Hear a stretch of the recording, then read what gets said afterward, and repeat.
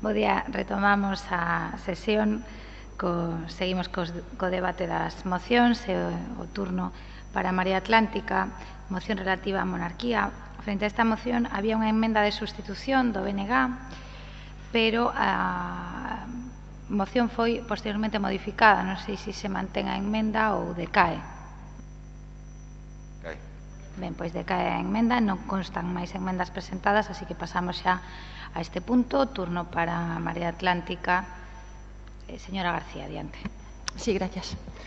Efectivamente, a moción que presentamos agora mesmo recolle efectivamente a emenda presentada polo BNG e, sobre todo, tamén as propostas da plataforma Galiza pola República e polo dereito a decidir. A moción é bastante extensa, por iso pido xa de antemán disculpas por se cadra recortar nalgúns aspectos que poden ser completados despois no escano cidadán.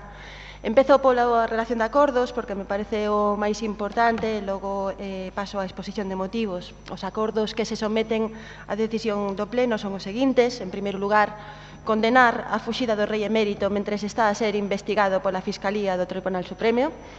En segundo lugar, instar ao Goberno do Estado e ao Congreso dos Deputados a que constitúan unha comisión de investigación sobre os ingresos do rei emérito en concepto de comisións e outras actividades económicas durante todo o seu reinado, sobre os bens e patrimonio de todos os membros da familia real, así como as contas dos bancos. Terceiro, instar a Juan Carlos de Borbón a que reembolse ao patrimonio do Estado as partidas económicas que recibiu con cargo ao orzamento da Casa do Rei dende 2008, momento no que se ten coñecemento da constitución da Fundación Lucum. Instar ao Goberno do Estado a que tome medidas para a derrogación do delito de calumnias e inxurias contra a Coroa do Código Penal, recollido nos artigos 490.3 e 491 do mesmo Código Penal, e iguale a protección da honra desta figura e institución coa do resto da cidadanía. Instar ao Goberno do Estado a que retire por decreto a Juan Carlos de Borbón o título honorífico de rei emérito. Instar ao Goberno do Estado a que dea unha explicación sobre a súa participación na organización da fuxida do rei Juan Carlos I a Emiratos Árabes Unidos o 3 de agosto, se houbo un gasto público na organización da viaxe, e a que elimine para o futuro calquera tipo de fondos públicos para as súas actividades privadas. Sétimo, instar ao Goberno do Estado a que o CIS inclúa nos seus traballos de investigación unha valoración sobre a monarquía, así como a preferencia da cidadanía sobre a monarquía ou a república. Octavo, instar a todas as administracións e nomeadamente ao Goberno municipal para que dentro dos traballos que está a desenvolver a Comisión Municipal de Memoria Histórica e Democrática se inclúa a retirada ao rei Juan Carlos I da medalla de bronce da Coruña, concedida en 1976, retratos, placas, baixos relevos e calquera tipo de honra ou distinción. Noveno, instar ao Goberno do Estado a que inicie os procesos necesarios para a celebración dun referendo ou consulta á cidadanía sobre a forma do Estado, monarquía ou república. E décimo, trasladar estes acordos ao presidente da Xunta, ao presidente do Goberno e presidentas do Congreso e do Senado. O pasado 3 de agosto, o rei anuncia públicamente que vai abandonar o país por mor da polémica que están xerando presuntas actividades privadas relacionadas coa súa vida particular. Isto ten lugar despois de que tanto dende Suíza como dende o Tribunal Superior de Xustiza aquí en España, o Tribunal Supremo, se inicien investigacións penais a iniciativa da Fiscalía. Nós non creemos que sexa unha circunstancia nin particular nin privada e se acumulan toda unha serie de episodios que relacionan a Casa do Rei e a familia real con presuntos actos ilícitos, dende logo nada relacionados coa súa exemplaridade. Se isto ocurre durante tantísimo tempo é porque España, dende o poder político do réxime, dende o poder mediático, se empeñou durante moitas décadas en mirar cara a outro lado, impedindo tamén que a cidadanía puidera decidir sobre algo tan importante como a forma de Estado e a forma que ten que adoptar esa xefatura. Entendemos que a xefatura do Estado sexa un cargo hereditario no que ademais os varóns gozan de prioridade na liña sucesoria é unha anomalía democrática e un anacronismo feudal sobre o que a cidadanía nunca tivo opción de decidir. Efectivamente, se votou a Constitución española, pero en ningún caso se deu a escoller sobre a forma do Estado e a forma da xefatura do Estado. Entendemos que é unha institución imposta polo franquismo tras case 40 anos de dictadura que se iniciou cun golpe de Estado á República. e aí radica a súa falta de legitimidade. O debate sobre o modelo de Estado é rapidamente cercenado e calquera reforma ambiciosa do noso sistema de goberno como a articulación territorial, a redistribución da riqueza, a radicalidade democrática ou a propia monarquía como institución choca coa existencia dunha Constitución española inamovible para algunhas cousas, blindada para estas cuestións, pero vulnerable a modificacións exprés como a do seu artigo 135 para priorizar o pago da débeda sobre a protección dos dereitos da cidadanía. Entendemos que non existe ningún motivo, e moito menos recollido na Constitución, que impida á cidadanía decidir en referéndum sobre a forma de Estado e creemos que o clamor xerado arredor xa non só da figura do rei emérito, senón da Casa Real e da súa presunta e moi cuestionable exemplaridade exixen que se lle pregunte á cidadanía que modelo de país, que modelo de Estado quere ter. Entendemos que ocultar esta posibilidade e privarnos desta posibilidade infantiliza a nosa sociedade e fai aos partidos do réxime, e xa remato, cómplices da falta de exemplaridade, da falta de rigor e, dende logo, da opacidade e o mal proceder da Casa Real en España. Moitas gracias. Moitas grazas, señora García. Polo Bloque Nacionalista Galego, señor Jorquera. Grazas, señora alcaldesa. Quero salientar en primeiro lugar que agradecemos o xesto da Marea Atlántica de sustituir o seu texto inicial por un novo texto no que hai un esforzo por incluir as aportacións da plataforma Galiza pola República e o Dereito a Decidir, que eran as que fundamentaban a nosa emenda inicial.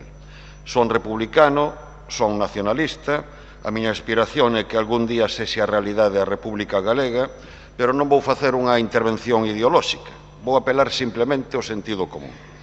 A hora de valorar os feitos que motivaron a fuxida de Juan Carlos I, hai quen apela á presunción de inocencia. Somos firmes defensores da presunción de inocencia, por moito de que neste caso todos os indicios apunten á comisión de graves delitos, pero quero lembrar que esa presunción de inocencia non impediu, ao trascender estes feitos, que o rei emérito se lle retirase unha asignación anual que recibía do orzamento da Casa Real, nin impediu no seu día que lle fose retirado a infanta Cristina antes de ser xulgada o título de duquesa de Palma. Porque a hora de loitar contra a corrupción na política hai consenso en que hai que distinguir entre responsabilidades políticas e responsabilidades penais. E por iso, ante a simple existencia de indicios fundados de corrupción, a resposta debe ser o cese ou dimisión do cargo político. E resulta que Juan Carlos I ostenta un cargo político, porque ser xefe de Estado é un cargo político, e ser rei emérito tamén. E que a resposta fose a fuxida coa xustificación e o amparo do goberno e do actual xefe de Estado é un escándalo e é unha vergoña dende o punto de vista democrático. Dísenos que o rei agora é Felipe VI e que o seu comportamento é exemplar. Miren, iso mesmo foi o que se nos dixo de Juan Carlos I durante 40 anos. E agora sabemos que moitos dos que dicían iso encubrían as súas prácticas ou preferían mirar para outro lado. Até o punto de que con cargos orzamentos xerais do Estado se costeaban os gastos que ocasionaban os seus antollos e as súas amantes. Hai un periódico que falou da maldición dos Borbóns, lembrando os múltiples casos de corrupción que se aplicaron aos reis da actual dinastía. Respeto a todos os xornais e a todos os xornalistas, pero cando existe unha corrupción estrutural, sistémica, a causa non pode ser unha maldición. Dísenos que non é un problema de monarquía ou república. Dísenos que un presidente da república tamén pode ser corrupto e o xefe de Estado agora non é Juan Carlos, que é Felipe VI. Pero hai varias diferenzas. A primeira, un presidente da república non é inviolável. En cambio, o rei sí, non está suxeito a responsabilidade penal. Unha aberración dende o punto de vista democrático. E hai unha segunda diferenza. Felipe VI é rei simplemente por ser fillo de Juan Carlos I. De aí nace a súa legitimidade. Do mesmo xeito que Juan Carlos I foi rei, é importante lembrarlo, porque así o dispuxo Franco. A monarquía foi restaurada en España froito dun golpe militar. A forma de Estado non pode ser un dogma sagrado, non suxeita ao debate e ao escrutinio democrático. e por exemplaridade e hixiene democrática, comportamentos como os do rei emérito non poden ficar impunes. Por estas razóns, o BNG votará a favor desta moción. Moitas grazas. Moitas grazas, señor Jorquera. Polo Grupo Popular, señor Rodríguez. Ben, bo día de novo. Señora García, veñen hoxe aquí a traer unha moción pedindo moitas cousas, entre elas un referéndum sobre o modelo de Estado. Véxome na obriga de lembrarlles, unha vez máis, que vostedes gobernan en Madrid. Son vostedes goberno. Poden convocar o referéndum cando queiran. Só teñen que ver cal é o tenor literal do artigo 92 da propia Constitución. Certo é que vostedes a Constitución a sacan cada 4 anos nos debates electorais de Pablo Iglesias, pero está aí recollido. Poden chamar a Madrid, fáganos. Se o vicepresidente comunica, proben con a ministra Yolanda Díaz. Se tampouco teñen sorte, bueno, con Gómez Reino mellor está fora de cobertura, pero, bueno, poden intentalo. Non hai necesidade de traer esta moción ao pleno. Son goberno, exerzan as súas competencias. Señor Jorquera, traen vostedes unha emenda, máis ou menos no mesmo sentido que a moción que trae a Marea. Son vostedes socios prioritarios do Goberno de Madrid. Pero como non incluíron ese referéndum no pacto de investidura? Tamén é certo que, visto o resultado dese pacto, estaríamos nas mesmas. Chamen vostedes o seu diputado, a Néstor Rego, que vaya a Moncloa que os seus socios convoquen o referéndum. Non teñen que traer a emenda, pois son socios prioritarios. Exerzan a súa influencia. Ninguén dubida que vostedes manexan o que se ven chamar o relato. O que ocorre é que moitas veces a liña que separa o relato do conto é bastante delgada. Porque é un conto dicir que acontecementos da vida privada do rei emérito den lugar ao inicio da investigación penal. Non é certo. É un conto dicir que o exxefe do Estado estaría implicado en varios delitos cando a día de hoxe non ten ningunha condición de investigado en procedimento judicial algún. É un conto dicir que a monarquía é unha institución imposta pola vía das armas sobre a que a cidadanía nunca tivo opción de decidir. É un conto dicir que son continuas as inxerencias dos monarcas en cuestións políticas e que a súa principal función é manter o statu quo herdado do franquismo. Apenas vou falar do emérito, porque para vostedes eso non é importante. Miren, pero é imposible negar o seu papel decisivo na devolución da soberanía nacional ao pobo. É certo, ningún monarca tivo nunca o poder co que Juan Carlos I foi investido, pero optou por converter a España nunha democracia plena en forma de monarquía parlamentaria. É certo que foi o pobo, e non só o rei, que entrouxe a democracia a este país, pero é mezquino negar a súa relevancia no proceso de transición que deu paso ao maior período de paz, progreso e liberdade da nosa historia. Pero, como xa dixen, o seu objetivo final non é o rei emérito. O que vostedes queren é abatir o sistema. Vostedes queren gañar contra o rei emérito que cada 4 anos perden nas urnas. Dende o regreso da democracia a España votouse 14 veces. En cada unha delas, cada quen presentouse defendendo o seu programa e o seu modelo de Estado. Queren cambiar o modelo? Acaden a maioría necesaria para a reforma, que non é un teito, é unha garantía de consenso. Convoquen ese referéndum. Insisto, son goberno. Pero non veñan con contos, porque o conto máis grande que vostedes pretenden deslizar é que ser republicano é ser máis demócrata que monárquico. Miren, hai xa 5 séculos que morreu Maquiavelo. Hoxe non temos que elixir entre un Estado gobernado pola vontade absoluta dun príncipe ou un Estado gobernado pola vontade do pobo. Hoxe, a monarquía parlamentaria, tanto ou máis que según que república, representa o Estado de Dereito con mayúsculas, coa única diferenza da configuración dunha única institución, a xefatura do Estado. Pero isto non ten incidencia ningunha na súa calidade democrática. España é unha das 20 democracias plenas do planeta, listado que, por certo, encabeza outra monarquía parlamentaria, Noruega, e no terceiro e no quinto lugar están outras 2 monarquías parlamentarias, Suecia e máis Dinamarca. Para outro día deixamos cal é a república pola que vostedes suspiran. Non sabemos aínda se van pola vía bolivariana ou pola vía islámica. Xa non lo dirán noutra ocasión. Remato xa. A monarquía parlamentaria non é filla de Franco, é filla dun proceso constituinte exemplar e internacionalmente recoñecido. É, polo tanto, filla do pobo, que si tivo opción de decidir o 8 de decembro de 1978 e a refrendou abrumadoramente. É certo, eu mesmo, aínda que polo meu aspecto podan ter dúbidas, non tiña daquela idade para votala, non votei. Tampouco votei a Carta da Declaración dos Dereitos Humanos e non por eso me parecen motivos para tumbar nin o un nin o outro. Representa a monarquía parlamentaria, encarna e simboliza a reconciliación, a recuperación dos dereitos e liberdades, entre eles a presunción de inocencia e a unidade da nación. Representa o que nos une por riba de todo o que nos separa. Por iso é o que vostedes e quenes os acompañan nos seus contos pretenden derruir. Digo de novo, e si que remato, señores da Marea son parte do Goberno de España, señores do BNG son socios prioritarios do Goberno do Estado, non teñen que traer ninguna moción. Fagan o que consideren e convoquen, se queren, ese referéndum. Eso sí, se é posible esta vez, convoquen un referéndum legal, non como noutras ocasións. Votaremos, obviamente, en contra da moción, máis nada, moitas gracias. Moitas grazas, señor Rodríguez. Señor Laje, polo Grupo Socialista. Gracias, señora alcaldesa. Bo día de novo a todas e a todos. Quixera facer unha consideración de carácter xeral que eu creo que non está de máis, co debido respeto ao grupo propoñente, ao grupo emendante e a todos os grupos, así como os membros de cada un deles, non? A verdade é que, por unha banda, un pode manifestar a posición política sobre os temas que aquí se poñen sobre a mesa, que son máis do ámbito do legislativo, das Cortes Xerais, non? Pero despois hai outra reflexión de fondo que eu creo que é moito máis relevante para a cidade. Señora alcaldesa, non somos nada autocomplacentes. Creo que somos bastante autoexixentes con nós mesmos e sabemos que cometemos erros, e ao mellor non poucos.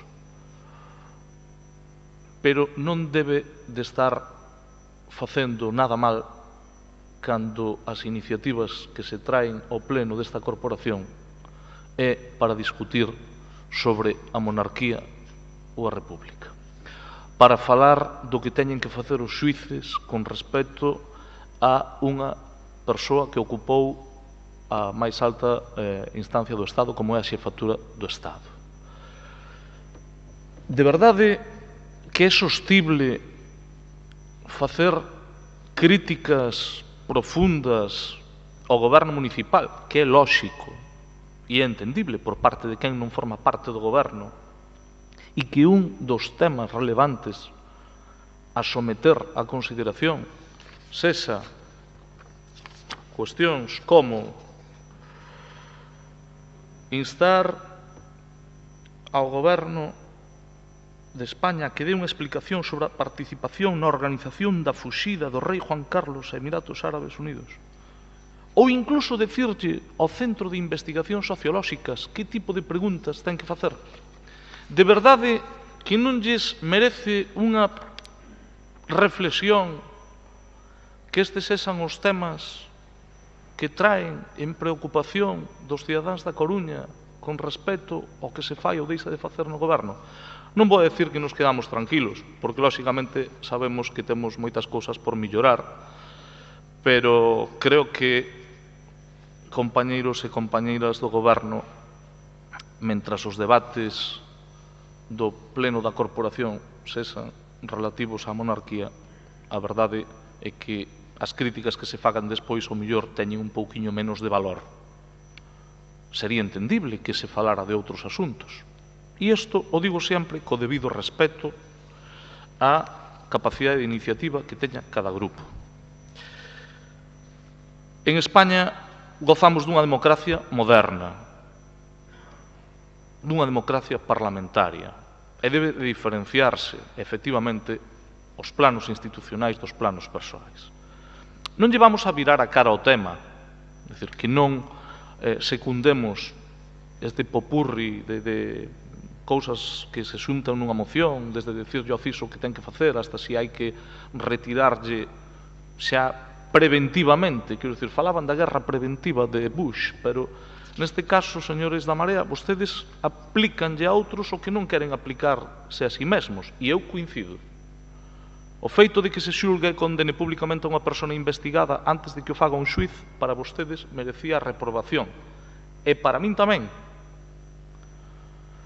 Pero a presunción de inocencia é a ratos, por días, vai por semanas, ou depende de con quen sexa. Claro que o máis fácil en política non é decir isto, porque, a ver, defender as cousas que se coñecen por parte do denominado rei emérito, eu creo que hai que botarlle moito valor. Ahora, eu creo que o Goberno de España o que está facendo é manter o plano institucional e manter a defensa das institucións. Creo que é reprobable, e eu vou decir así de claro, creo que é reprobable o que se coñece. Señor Jorquera, é fácil coincidir con algunhas cousas que dixo, bastante mesuradas e ponderadas. E tamén o digo para os partidos que se dice que somos do sistema.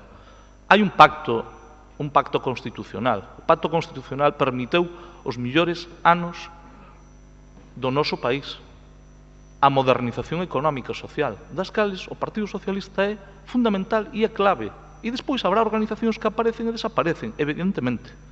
Somos clave no sistema e formamos parte deso que algúns deron despectivamente en falar do réxime do 78. Remato, señora alcaldesa, con moito orgullo, porque trouxo moita riqueza e igualdade de oportunidades a este país. Agora ben, non perdamos de vista que é dificilmente consentible e tolerable as actitudes coñecidas por parte de quen ostentou a xefatura do Estado.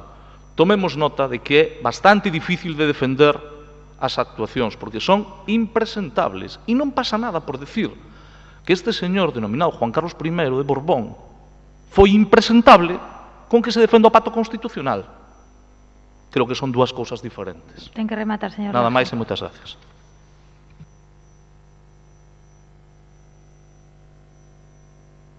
Moitas grazas.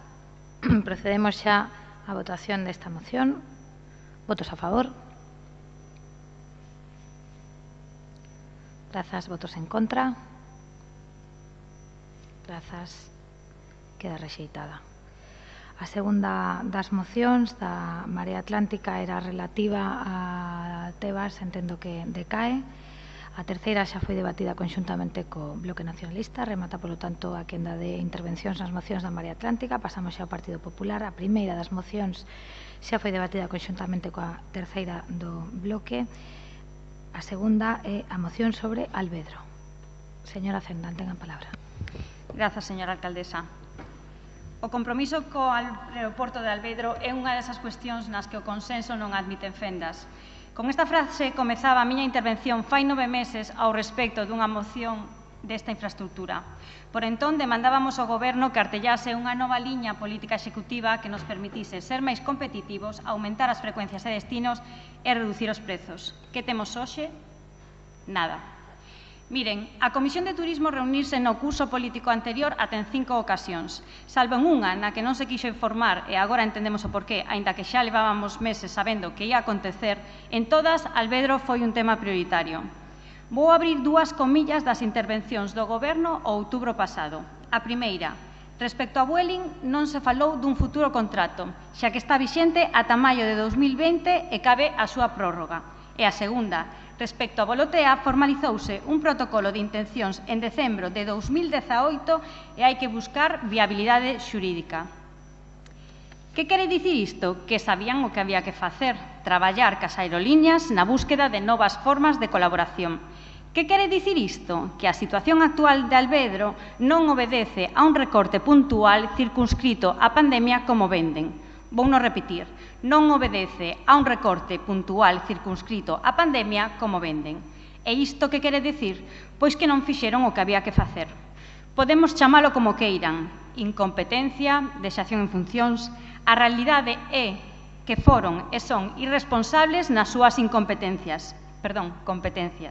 E foron e son responsables na que está a ser a tumba de Alvedro e con ela a da un dos piares da nosa cidade.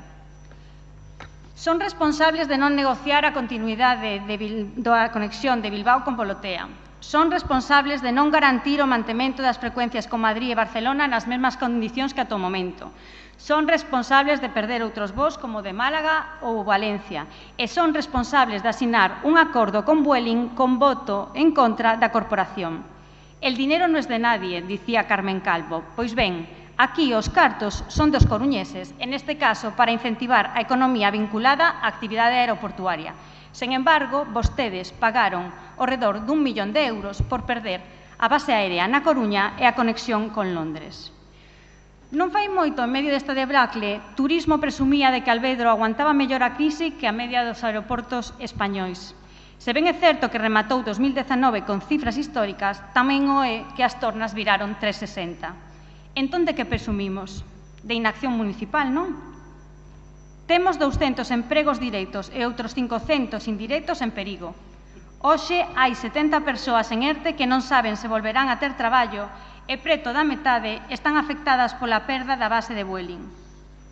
Un panorama incerto ao que o Goberno respondeu coa creación dunha mesa institucional a que 18 días despois, 18 do seu anuncio, aínda non foi convocada. Este é o interese que teñen vostedes en Alvedro e na Coruña. Moitas gracias. Moitas grazas, señora Cendán. Polo BNG, señor Jorquera. Grazas, señora alcaldesa. Non quixéramos que Alvedro emulase o mito de Sísifo, condenado de por vida a empurrar unha rocha montaña arriba para unha vez no cumio vela rodar de novo monte abaixo. Despois de varios anos de medre constante de pasaxeiros, até o ponto de ser o aeroporto galego con maior crecemento, despois de varios anos conseguindo diversificar destinos para superar ese esquema radial tan instalado aínda no Estado español, no que parece que todo empeza e acaba en Madrid, chegou o coronavirus e Alvedro corre o risco de retornar ao punto de inicio, de ver drásticamente reducida a súa oferta de voos e destinos e despois de 20 anos ficar sen ningún destino internacional. É evidente que o debalo do tráfico aéreo por mor da pandemia explica nunha parte importante esta situación, pero tamén houbo falla de previsión e anticipación por parte do Goberno municipal. Na Comisión de Promoción Económica, Comercio e Turismo aseguróusenos en varias ocasións que o mantemento da conexión con Heathrow estaba asegurada. Na última reunión, celebrado o 21 de xullo, o señor Borrego dixo textualmente que se mantería o voo, aínda que non podía asegurar que se mantivesen as mesmas frecuencias, porque o contrato con Vueling, cito textualmente, estaba en proceso de reacondicionamento por mor das circunstancias provocadas pola COVID. Agora resulta que o reacondicionamento consiste na suspensión do voo en principio até 2021. Preocúpanos singularmente esta perda. A conexión con Heathrow non só daba un importante servizo á numerosa colonia galega no Reino Unido e o fluxo de turistas e visitantes entre Galiza e aquel país, senón que ademais era unha conexión estratégica para o noso tecido empresarial. E o enlace con Heathrow non é sustituível polo enlace con Gatwick, Luton ou calquera outro aeroporto da área londinense. Heathrow é un dos máis importantes hubs de voos intercontinentais do mundo. A súa conexión permitía enlazar vía Londres cunha ampla oferta de voos a Estados Unidos, Asia, África e outros destinos. Froito diso, esa conexión era utilizada por máis de 100.000 persoas ao ano. E se se perde o slot, é moi difícil recuperalo. A Consellería de Turismo di que está estudando se pagar o contrato a Vueling tras a suspensión do voo, pero o dano para a cidade e a súa economía xa está feito. Ademais, naquela reunión da Comisión de Turismo, o señor Borrego tamén afirmou que se manterían os voos con Bilbao e, despois de afirmar isto, na renegociación do convenio con Vueling está sobre a mesa a supresión desta conexión e Volotea anunciou que deixa de operar os voos a Bilbao dende o 13 de setembro. Por todas estas razóns, o Grupo Municipal do BNG vai votar a favor desta moción. Moitas grazas. Moitas grazas, señor Jorquera. Pola Marea Atlántica, señor Lema. Moitas grazas, alcaldesa. Moi oportunamente decía o señor Laje que falábamos da monarquía por non falar dos asuntos do Concello da Coruña. Justo despois pois imos falar do que está a ser pois, un clamoroso fracaso da xestión deste goberno.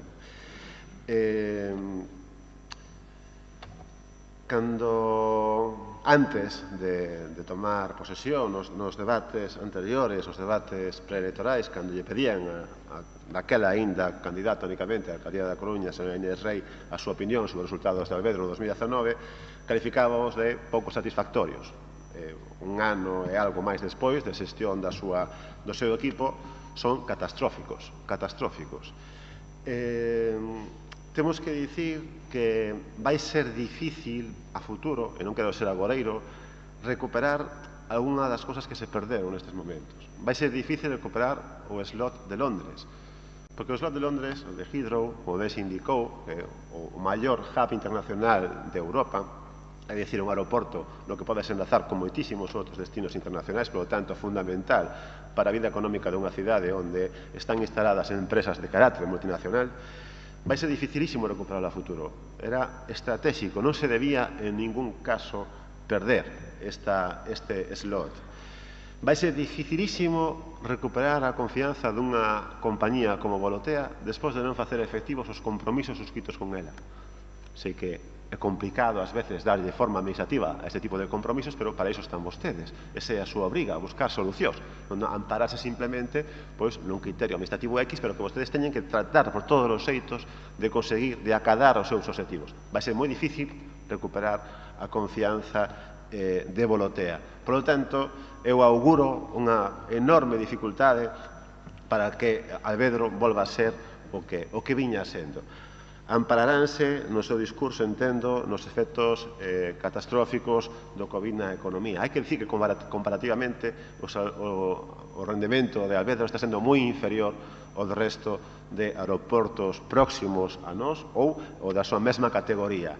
Entón, realmente estamos falando de problemas deste goberno, problemas que eu creo que son estructurais. Estamos ante un goberno obxectivamente curto, 9, agora 10, coa incorporación da señora Mónica Martínez, e un goberno, ademais, con, hai que dicilo, para ser francos, con unhas tremendas asimetrías entre as capacidades de que non compón. Non vou entrar aquí nunha cuestión impúdica de valorar as capacidades de cada quen, pero desde logo o que delata a xestión de Alvedro é moi pouca pericia, moi pouco traballo, moi pouco estudo e resultados que finalmente é o que contan, lamentámoslo decir, resultados, como dixemos antes, como definimos antes, catastróficos. Eu non estou dicindo que o señor Borrego sexa o responsable desta situación, en todo caso é o responsable, entre outras cousas, de suscribir un acordo por 900.000 euros con Vueling en conta das recomendacións que lle fixemos na Xunta de Goberno do Consorcio de Turismo, que a continuación resulta que levanta o avión basado na Coruña. Nunca debería vostede ter suscrito ese convenio, e digo yo desde o ánimo de colaboración e desde a confianza que vostede sabe que yo dice, foi un consello. Dixemos, creemos realmente que non é un bo negocio. Non era un bo negocio, era un negocio pésimo. Entón, caramba, vostedes contan ao seu arredor con uns grupos da oposición que asegúrolles que teñen máis ánimo ás veces de colaborar con vostedes o que nos aconteceu a nós. Voten man deles. Estamos dispostos a axudarlles a botar unha man cando en cuestións estratégicas para a cidade, como sen dúbida esta, os resultados da súa xestión están sendo difíciles de cualificar, pero, desde logo, moi malos, moi difíciles, ese remato, de recuperar a futuro, porque a reputación, a palabra, a capacidade dunha administración para facerse valer, eso transmítese de un goberno ao seguinte, ainda que non sexa da mesma cor. Por lo tanto, insisto, poñan dunha vez Alvedro entre as prioridades políticas e de xestión deste goberno. Hai moitas outras. Eu creo que a nova recomposición ou descomposición do goberno non vai resolver os seus problemas estruturais. Podríamos falar de cuestións que teñen que ver co feito un poquinho aberrante de que a propia alcaldesa ostente as competencias de cultura e outras. Podríamos ter aquí, desde logo, un debate interno polo miúdo sobre o que acontece no Concello da Coruña. Non nos dá tempo, normal, pero neste caso en particular, e agora si remato, alcaldesa, temos que dicir que está moi lonxe a xestión do que exixen os tempos, do que exixe esta cidade e realmente da marca que vostedes herdaron anteriormente. Nada máis e moitas grazas. Moitas grazas, señor Lema. Polo Goberno pecha o debate o señor Borrego. Grazas, señora alcaldesa. Bos días a todos e a todas. Eu iba a empezar a miña exposición sobre esta moción falando precisamente dela, pero escoitando o tono vou no calificar como de descoñecemento. Penso que non é malintencionado nin partidista de algunhas das intervencións que se escoitan aquí. Querería aclarar unha serie de temas que extrañanme moitísimo que, ademais, despois de ter unha comisión sobre este asunto, parece que non están claros. Non se firmou nada con Vueling. A comisión autorizou o presidente a traballar no acordo que Vueling plantexaba nun momento dado ca reducción do 50%. Acordo que despois Vueling mesma cortou. Non hai nada firmado, nin de 900.000, nin de nada. Segundo, é un descoñecemento enorme previr ou non saber que o slot non é de Vueling, o slot de Heathrow, ou que o slot de Heathrow é o único slot que Vueling ten en ningunha outra cidade de España que é o da Coruña. Hai que pensar que, independentemente do que se leu nos xornais nos últimos 15 días sobre este tipo de notas que o único que facían era alertar a xente, a pandemia ten unha afección importante na demanda a nivel mundial, regional, nacional, local e transfronteriza, seguramente culpa da nosa alcaldesa, por suposto na súa delegación deste concelleiro, que o señor Mr. Boris Johnson plantexase o que plantexou das restriccións con respecto ás chegadas ao Reino Unido, por exemplo. O interese por Alvedro coincido plenamente con outras cuestións que adiantou antes o meu compañeiro José Manuel Laje, é o ADN do Partido Socialista e desta cidade, porque quen loitou e vai seguir loitando precisamente por poñer este aeroporto onde ten que estar, porque é estratégico para a cidade en todos os seus termos, foron os gobernos socialistas. Que pasou estes últimos tempos? Pois que previamente á pandemia, desde o Consorcio da Promoción de Turismo, xa se plantexou un estudio, un análise, precisamente con autoridades na materia, para estudiar as mellores rutas e as mellores opcións que fixeran crecer todavía máis, empezar a proxectar o novo plan director do aeroporto desde este consorcio.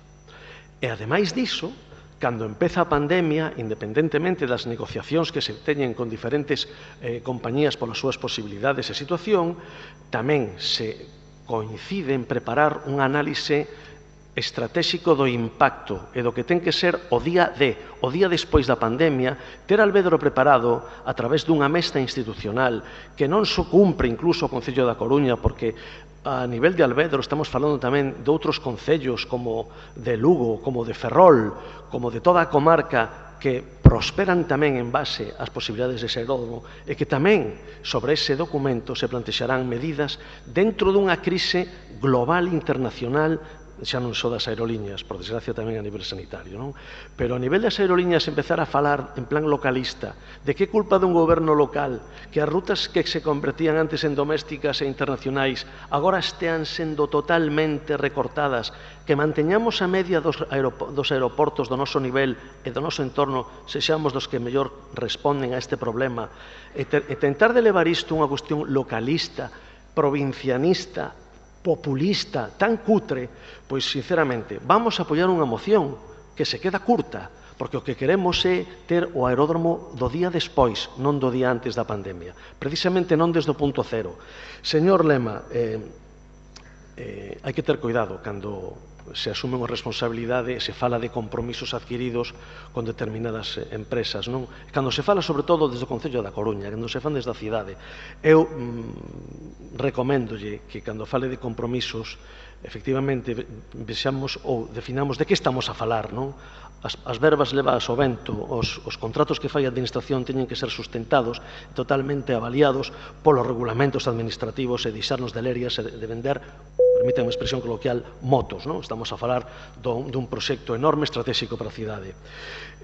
Por favor, eu pediría, e xa remato, señora alcaldesa, un poquinho máis de rigor na información. Escoitemos as autoridades na materia, a IATA, a AENA, a Abuela Masalto, a Alvedro, as autoridades que saben o que está a acontecer en Coruña e fora de Coruña, no mundo aeronáutico nacional e internacional. E poñámonos as pilas para que esta moción non se quede só nunha cuestión e que incluso ten inconcreciones técnicas do calibre de resolver a negociación en curso coa compañía Volotea. Non hai negociación en curso coa compañía Volotea. Hai un interese pola situación e hai un interese por definir rutas desde o aeroporto da Coruña coas compañías que queiran, das que podamos dispoñer dos mellores servicios e apoios ao aeródromo. Isto é o que pretende esa mesa institucional a que convidaremos a todos aqueles afectados para que entre todos, sí, con ese consenso público, privado, estratégico da Coruña e da súa comarca, poñamos Alvedro xa desde o minuto 1 no posto 1. Nada máis, moitas gracias, señor alcaldesa. Moitas grazas, señor Borrego. Pasamos xa á votación desta moción. Votos a favor.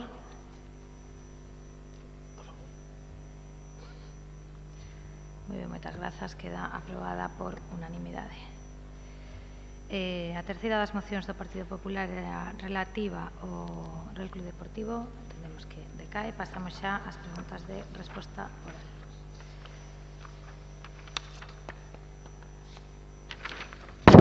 Perdón.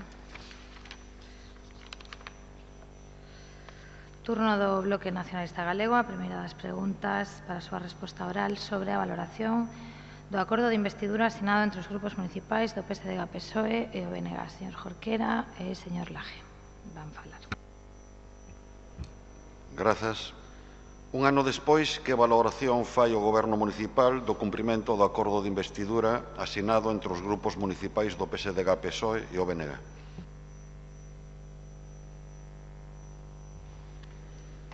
Señor Jorquera, a valoración é unha valoración positiva, un alto grado de cumprimento pese ás actuais circunstancias, pero conscientes de que queda moito por facer, que temos un acordo de mandato que nos gustaría ir máis rápido no cumprimento dos acordos e somos conscientes de que, nalgúns casos, pois a tarefa aínda está pendente.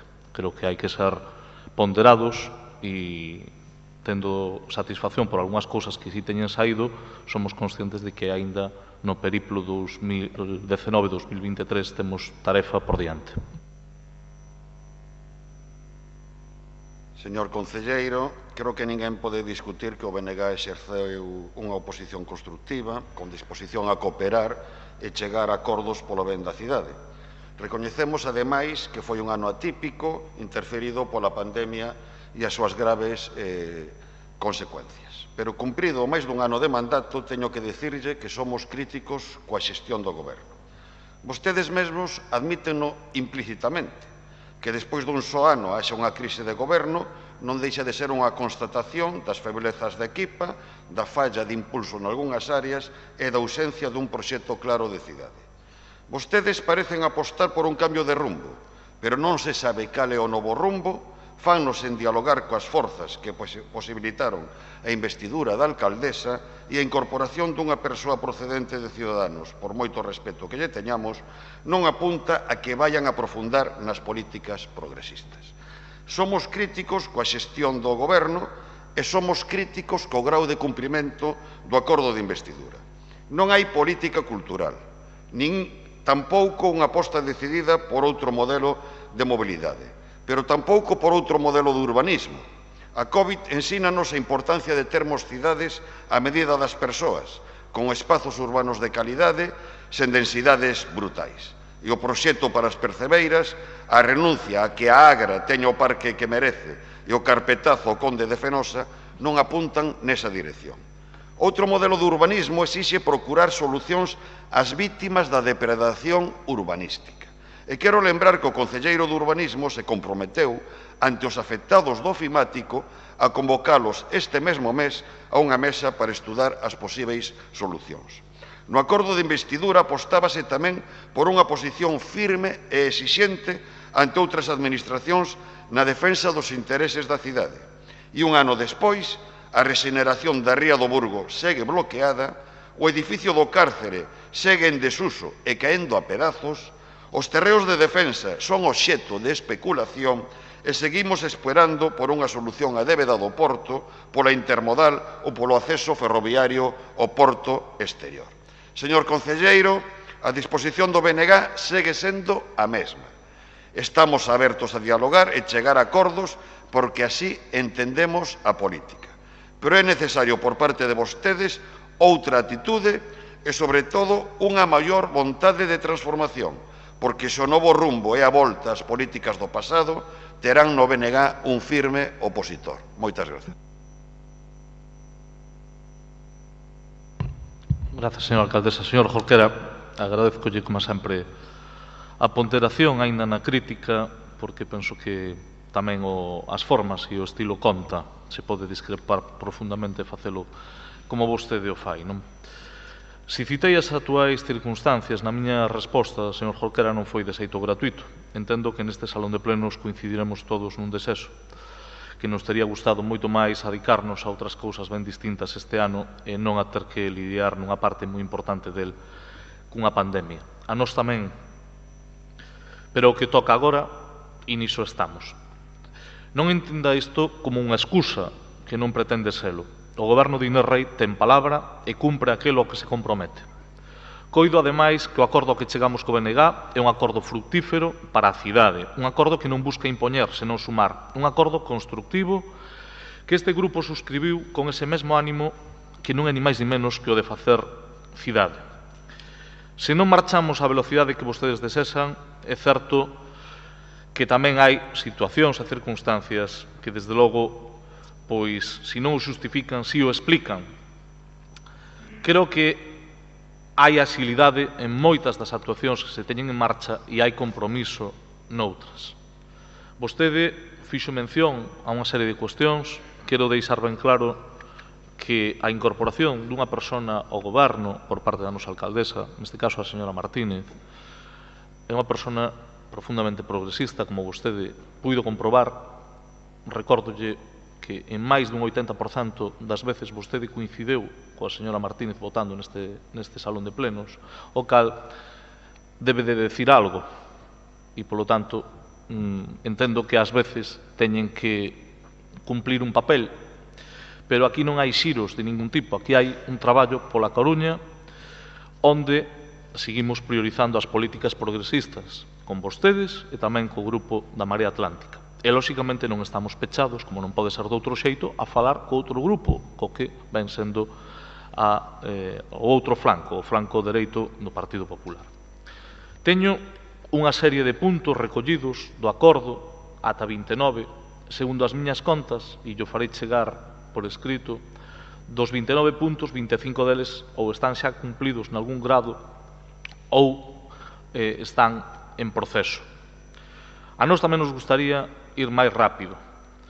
Agardamos que ao longo deste mes se poida celebrar unha comisión de seguimento deste acordo, que é un acordo de mandato, e que aí podamos ver en detalle unha serie de cuestións.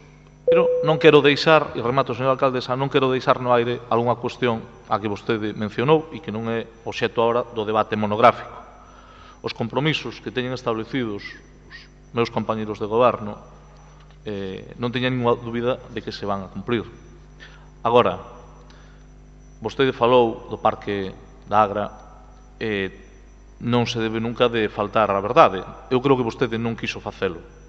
O compromiso explicitado por parte do Concello de Urbanismo e nomeadamente da nosa alcaldesa foi explicitado e foi traído a pleno.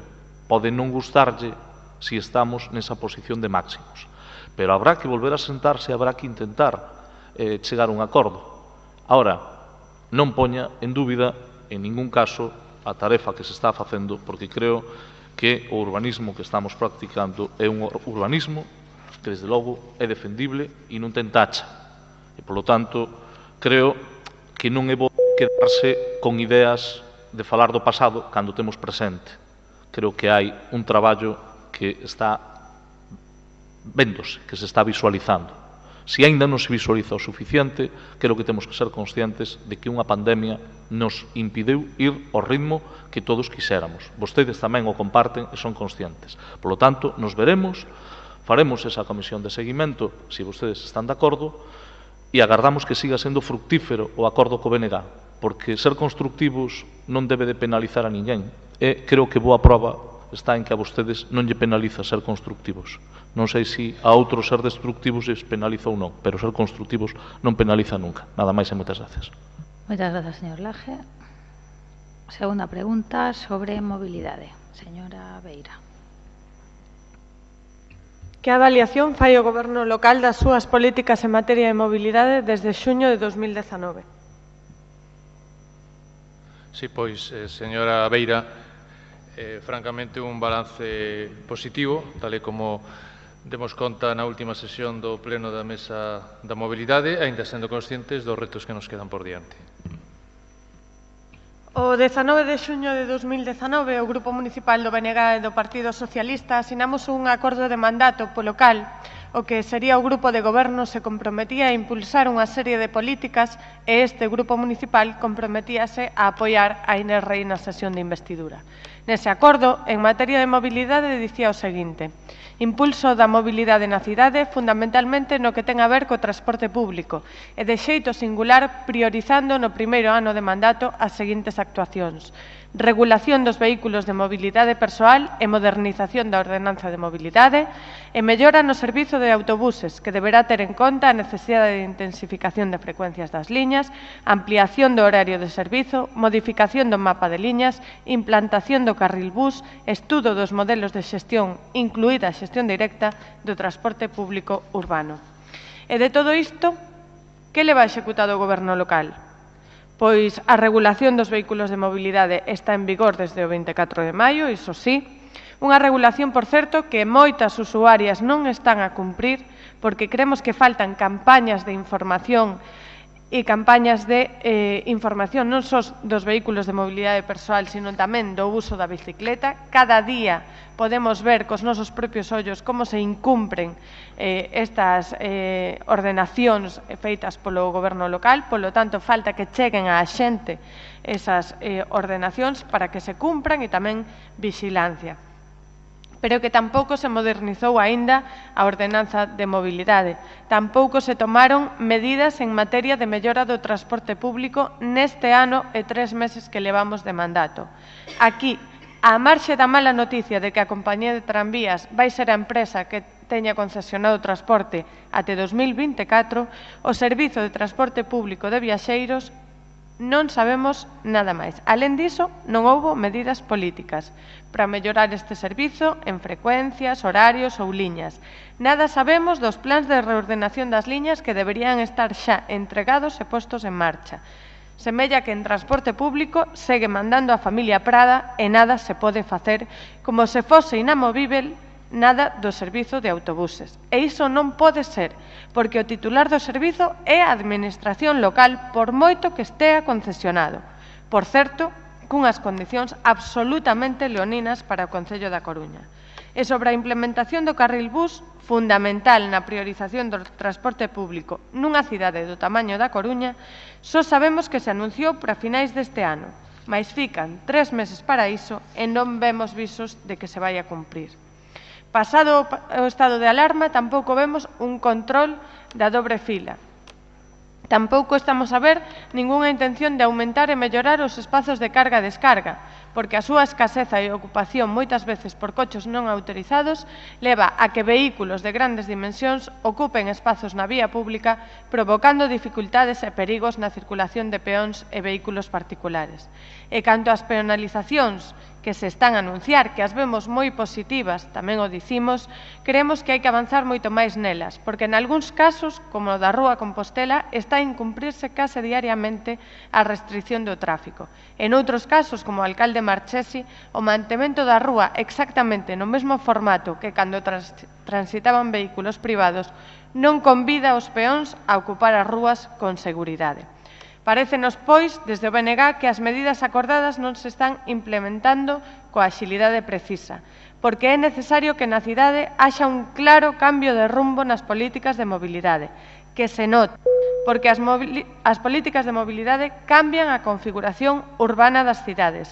Son vitais socialmente, medioambientalmente, sanitariamente e creemos que neste tempo en que fomos realmente conscientes dos efectos reais do cambio climático, que o planeta nos deu un toque moi real de que hai que mudar as políticas que nos trouxeron ata aquí, temos que ser firmes na implementación de políticas de mobilidade alternativas.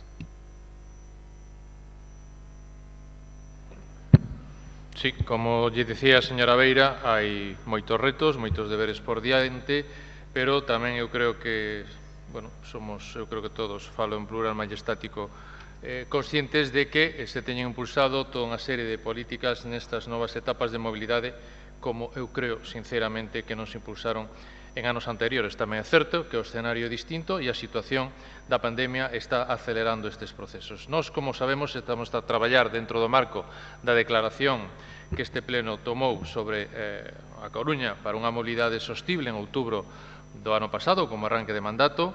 A partir de aí constituímos a Mesa pola Mobilidade e os diferentes grupos técnicos de traballo están traballando con distinta intensidade. Estamos a traballar, evidentemente, tamén no ámbito da FEM, do Eixo Atlántico e da Cámara de Comercio en políticas de mobilidade. Nos adherimos tamén recentemente a Rede de Cidades que Camiñan, pero isto non foi, aparte unha declaración institucional, está se traducindo en feitos. E, en este sentido, podemos falar da creación, está en trámite en diferentes fases da Ronda Peonil, melloras en Beirarrúas e Cruces na Ronda de Monte Alto, Rúa Rianxo, Juan Flórez, Juan Castro Mosquera, Gran Canaria, Eirí, San Pedro de Visma, Paseo de Ronda, Gramela e outras, agora en obras como Vittorio Fernández España ou próximamente Mariscal Pardo de Cela, que temos que poñer en marcha. En ese sentido, eu creo que un día como hoxe tamén de inicio de curso escolar tamén temos que destacar, e o sinalaba o concelleiro de Educación, melloras importantes nas contornas escolares no CEIP de Raquel Camacho, no CEIP Anxo da Garda, dotando de máis seguridade os seus accesos, e as que se están a realizar no ámbito do CEIP Víctor López Xoane, do Instituto de Zalaeta e próximamente nos que están previstos no proxecto ANCAS. Temos, evidentemente, que ter moi en conta o que significou todo o traballo en materia de mobilidade, tanto en fase de escalada como en fase de desescalada. E aí teño que destacar, eu creo que foi unha referencia a nivel nacional, a capacidade que tivemos de poñer en marcha e de recuperar por espacio público máis de 50.000 metros cuadrados, tanto nas actuacións no paseo marítimo, como na Avenida Habana, Manuel Murguía, ou no ámbito de Cantóns, ou no corredor peonil que se instalara daquela entre Catro Camiños e Mato Grande. Polo que se refire ao transporte público, señora Beira, sabe que estamos a traballar na mellora progresiva da eficiencia das líneas. O que é certo é que todo este período COVID está a golpear dunha forma importantísima o transporte público colectivo, tanto o sector do autobús como o sector de taxi na nosa cidade. Estamos a traballar na mellora de eficiencias das líneas de autobús, de bus urbano, aos centros hospitalarios, aos polígonos ou ao Novo Mesoiro. É certo que hai que seguir e continuar nestes procesos. Que os tribunais dixeran que o plazo da concesión e a vista da jurisprudencia europea é o que está acordado, pois temos que acatalo. Respecto da situación da concesión en termos de tarifas, pois estamos pendentes dunha sentencia que teremos tamén evidentemente que acatar. E é certo que esta situación de litixios non axudaba precisamente a traballar a fondo nunha mellora progresiva do servicio de transporte público en bus na nosa cidade, no que temos que traballar a fondo. E sempre digo que en materia de transporte en autobús ou do transporte en xeral non resolveremos todos os problemas da cidade se non hai solucións metropolitanas ao transporte. Efectivamente, a regulación dos vehículos de mobilidade personal, a declaración da Cidade 30 ou o próximo arranque do proceso de elaboración da nova ordenanza de mobilidade ou os traballos que temos que facer, e remato, señora alcaldesa, en materia de repartos en última milla son importantísimos para tratar de seguir avanzando en políticas de mobilidade. É certo, como dicía inicialmente, que hai retos, hai deberes. Neses acordos que temos que revisar, como anunciaba o noso voceiro, poderemos intensificar este traballo, porque sí que é certo, como en outros aspectos, que as políticas de mobilidade xa non son un reto únicamente deste goberno, sino de todas as cidades que teñen que avanzar en termos basicamente de saúde pública. Máis nada, gracias. Moitas grazas, señor Díaz Villoslada. Última pregunta do Bloque Nacionalista Galego sobre cultura. Señora Beira.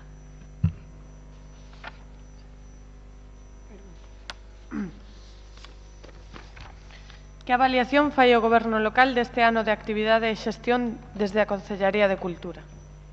El balance es conspicuo, positivo y en su haber muchas horas de trabajo. A Coruña ten toda a potencialidade para considerarse a capital cultural de Galiza. Somos unha cidade de artistas, somos un pobo de artistas, que diría Xurxo Souto. A capacidade creativa da xente da Coruña é enorme e as infraestruturas culturais que temos tamén son moi potentes. A afirmación de que a Coruña podería considerarse a capital cultural de Galiza foi a carta de presentación do programa en materia cultural do BNG durante a campaña das municipais. Unha afirmación que mesmo vostede, señora Rei, daquela candidata á alcaldía, chegou a facer súa nalgún debate radiofónico. Temos toda a potencialidade, só precisamos un goberno que crea nela. Temos artistas do teatro, grupos amateur, pero tamén profesionais, artistas das artes escénicas en xeral, danza, música e baile tradicionais, grandes músicas e músicos de moi distintos estilos que viven na nosa cidade, pero que actúan e son valorados moito máis fora. Artistas plásticos que viven na nosa cidade e que expoñen moito máis alén da nosa cidade. Actores e actrices, produtoras e produtores do audiovisual. Temos escritoras e escritores, librerías, bibliotecas, editoriais na nosa cidade e que teñen que ser postas en valor por parte do Concello da Coruña. E temos moita infraestrutura cultural que pode ser aproveitada. Quiosco Alfonso, sala de exposición do Palexco, da Casa Salvador de Madariaga, sala de exposición do Concello da Coruña, Casas Museo, Ágora, Fórum, Escola Municipal de Música, Pazo da Ópera, Coliseum, salas de ensaio, salas de concerto, Teatro Colón, Teatro Rosalía e mesmo as nosas propias rúas, que en tempo de coronavirus, todo o que se faga ao aire libre pode ser mesmo máis seguro. E non estamos a aproveitar suficientemente as nosas rúas e prazas. E falla un goberno que aposte pola cultura. Non falamos só en tempo de pandemia, que tamén, porque a cultura ben planificada non contaxa. E vímolo no surto que deu lugar ás restricións publicadas no DOGA do 7 de agosto. O primeiro que fixo a Xunta de Galiza foi restringir a actividade cultural. E este Concello nin sequera foi un pouco contestatario, non criticou públicamente estas restriccións. Sabemos que a saúde é o primeiro, só faltaría. Mais que sentido ten encher avións ou trens que cheguen ata a nosa cidade, até arriba, e non poder ter programación cultural cando en moitos casos é moito máis sinxelo manter as distancias e mesmo se pode facer moitas actividades ao aire libre. Pero é que antes da pandemia tampouco se visibilizou unha política cultural clara, destinada a poñer en valor ás artistas locais, a facilitar o diálogo entre elas e eles e as propias infraestruturas culturais, a apoiar e deixar facer, en moitos casos, as entidades culturais de base.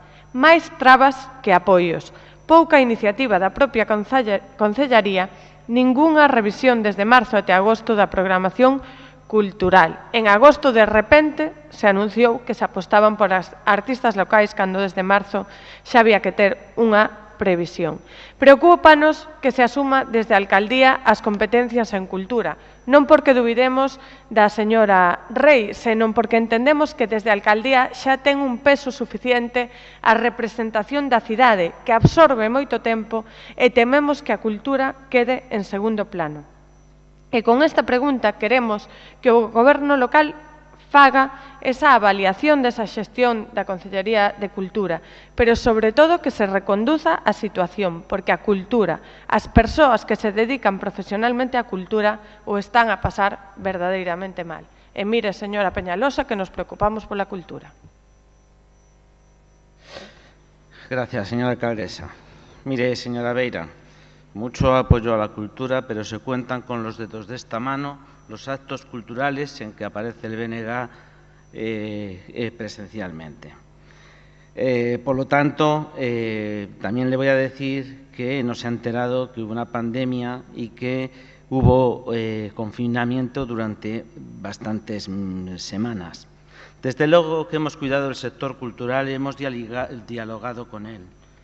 Los datos están ahí. Le voy a decir algunos por si tiene, porque le veo que le faltan datos. Hasta el decreto de estado de alarma durante la temporada de abono, 24.000 personas habían asistido a los conciertos de la OSG. Debido a la pandemia y el intenso trabajo online durante el confinamiento, fueron 17.670.000 personas que han escuchado los vídeos de la OSG hasta el momento, un récord en su historia. La Orquesta Sinfónica es una de las pocas orquestas europeas que llevan a cabo toda la temporada con conciertos sinfónicos. Los museos científicos terminaron con un incremento en el año 2019 del 9,5% y se mantuvieron esta tendencia hasta que llegó la pandemia. Durante el periodo de confinamiento se potenció la divulgación científica en redes sociales, multiplicando por 4 los principales parámetros de actividad de la cuenta de Twitter. Se hicieron unas fiestas de María Pita totalmente seguras y con artistas locales, que solo tuvieron que suspenderse cuando la Xunta así lo decretó.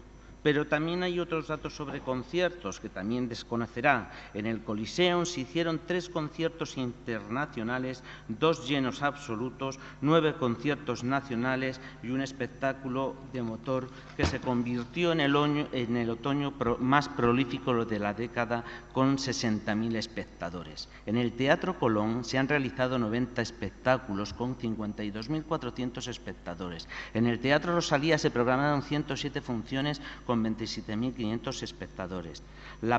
Además, que no voy a extender, la programación del Fórum, la programación del Ágora y de la banda municipal, que nunca dejó de actuar y de ensayar, porque se le buscó también una ubicación. Ahora empiezan algunas bandas municipales a empezar a funcionar, mientras que la nuestra funcionó durante todo este año, como la Orquesta Sinfónica, que supimos trasladarle el escenario del Palacio de la Ópera al Coliseum. De las escuelas de música le voy a decir que tenemos un aumento este año, y eso que estamos en año de pandemia, de matrícula. Además, les recuerdo que están las ayudas del Presco en líneas de becas artísticas y la incentivación al consumo y a la contratación directa. Casi 1 millón de euros.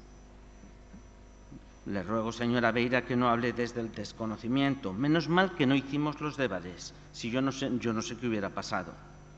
Y ahora que ya dejo la cartera de Cultura, quiero agradecer aquí públicamente al señor Coira, que a lo largo de todos estos meses ha sido una persona que ha estado acompañando continuamente a todos los actos culturales, lo cual es de agradecer.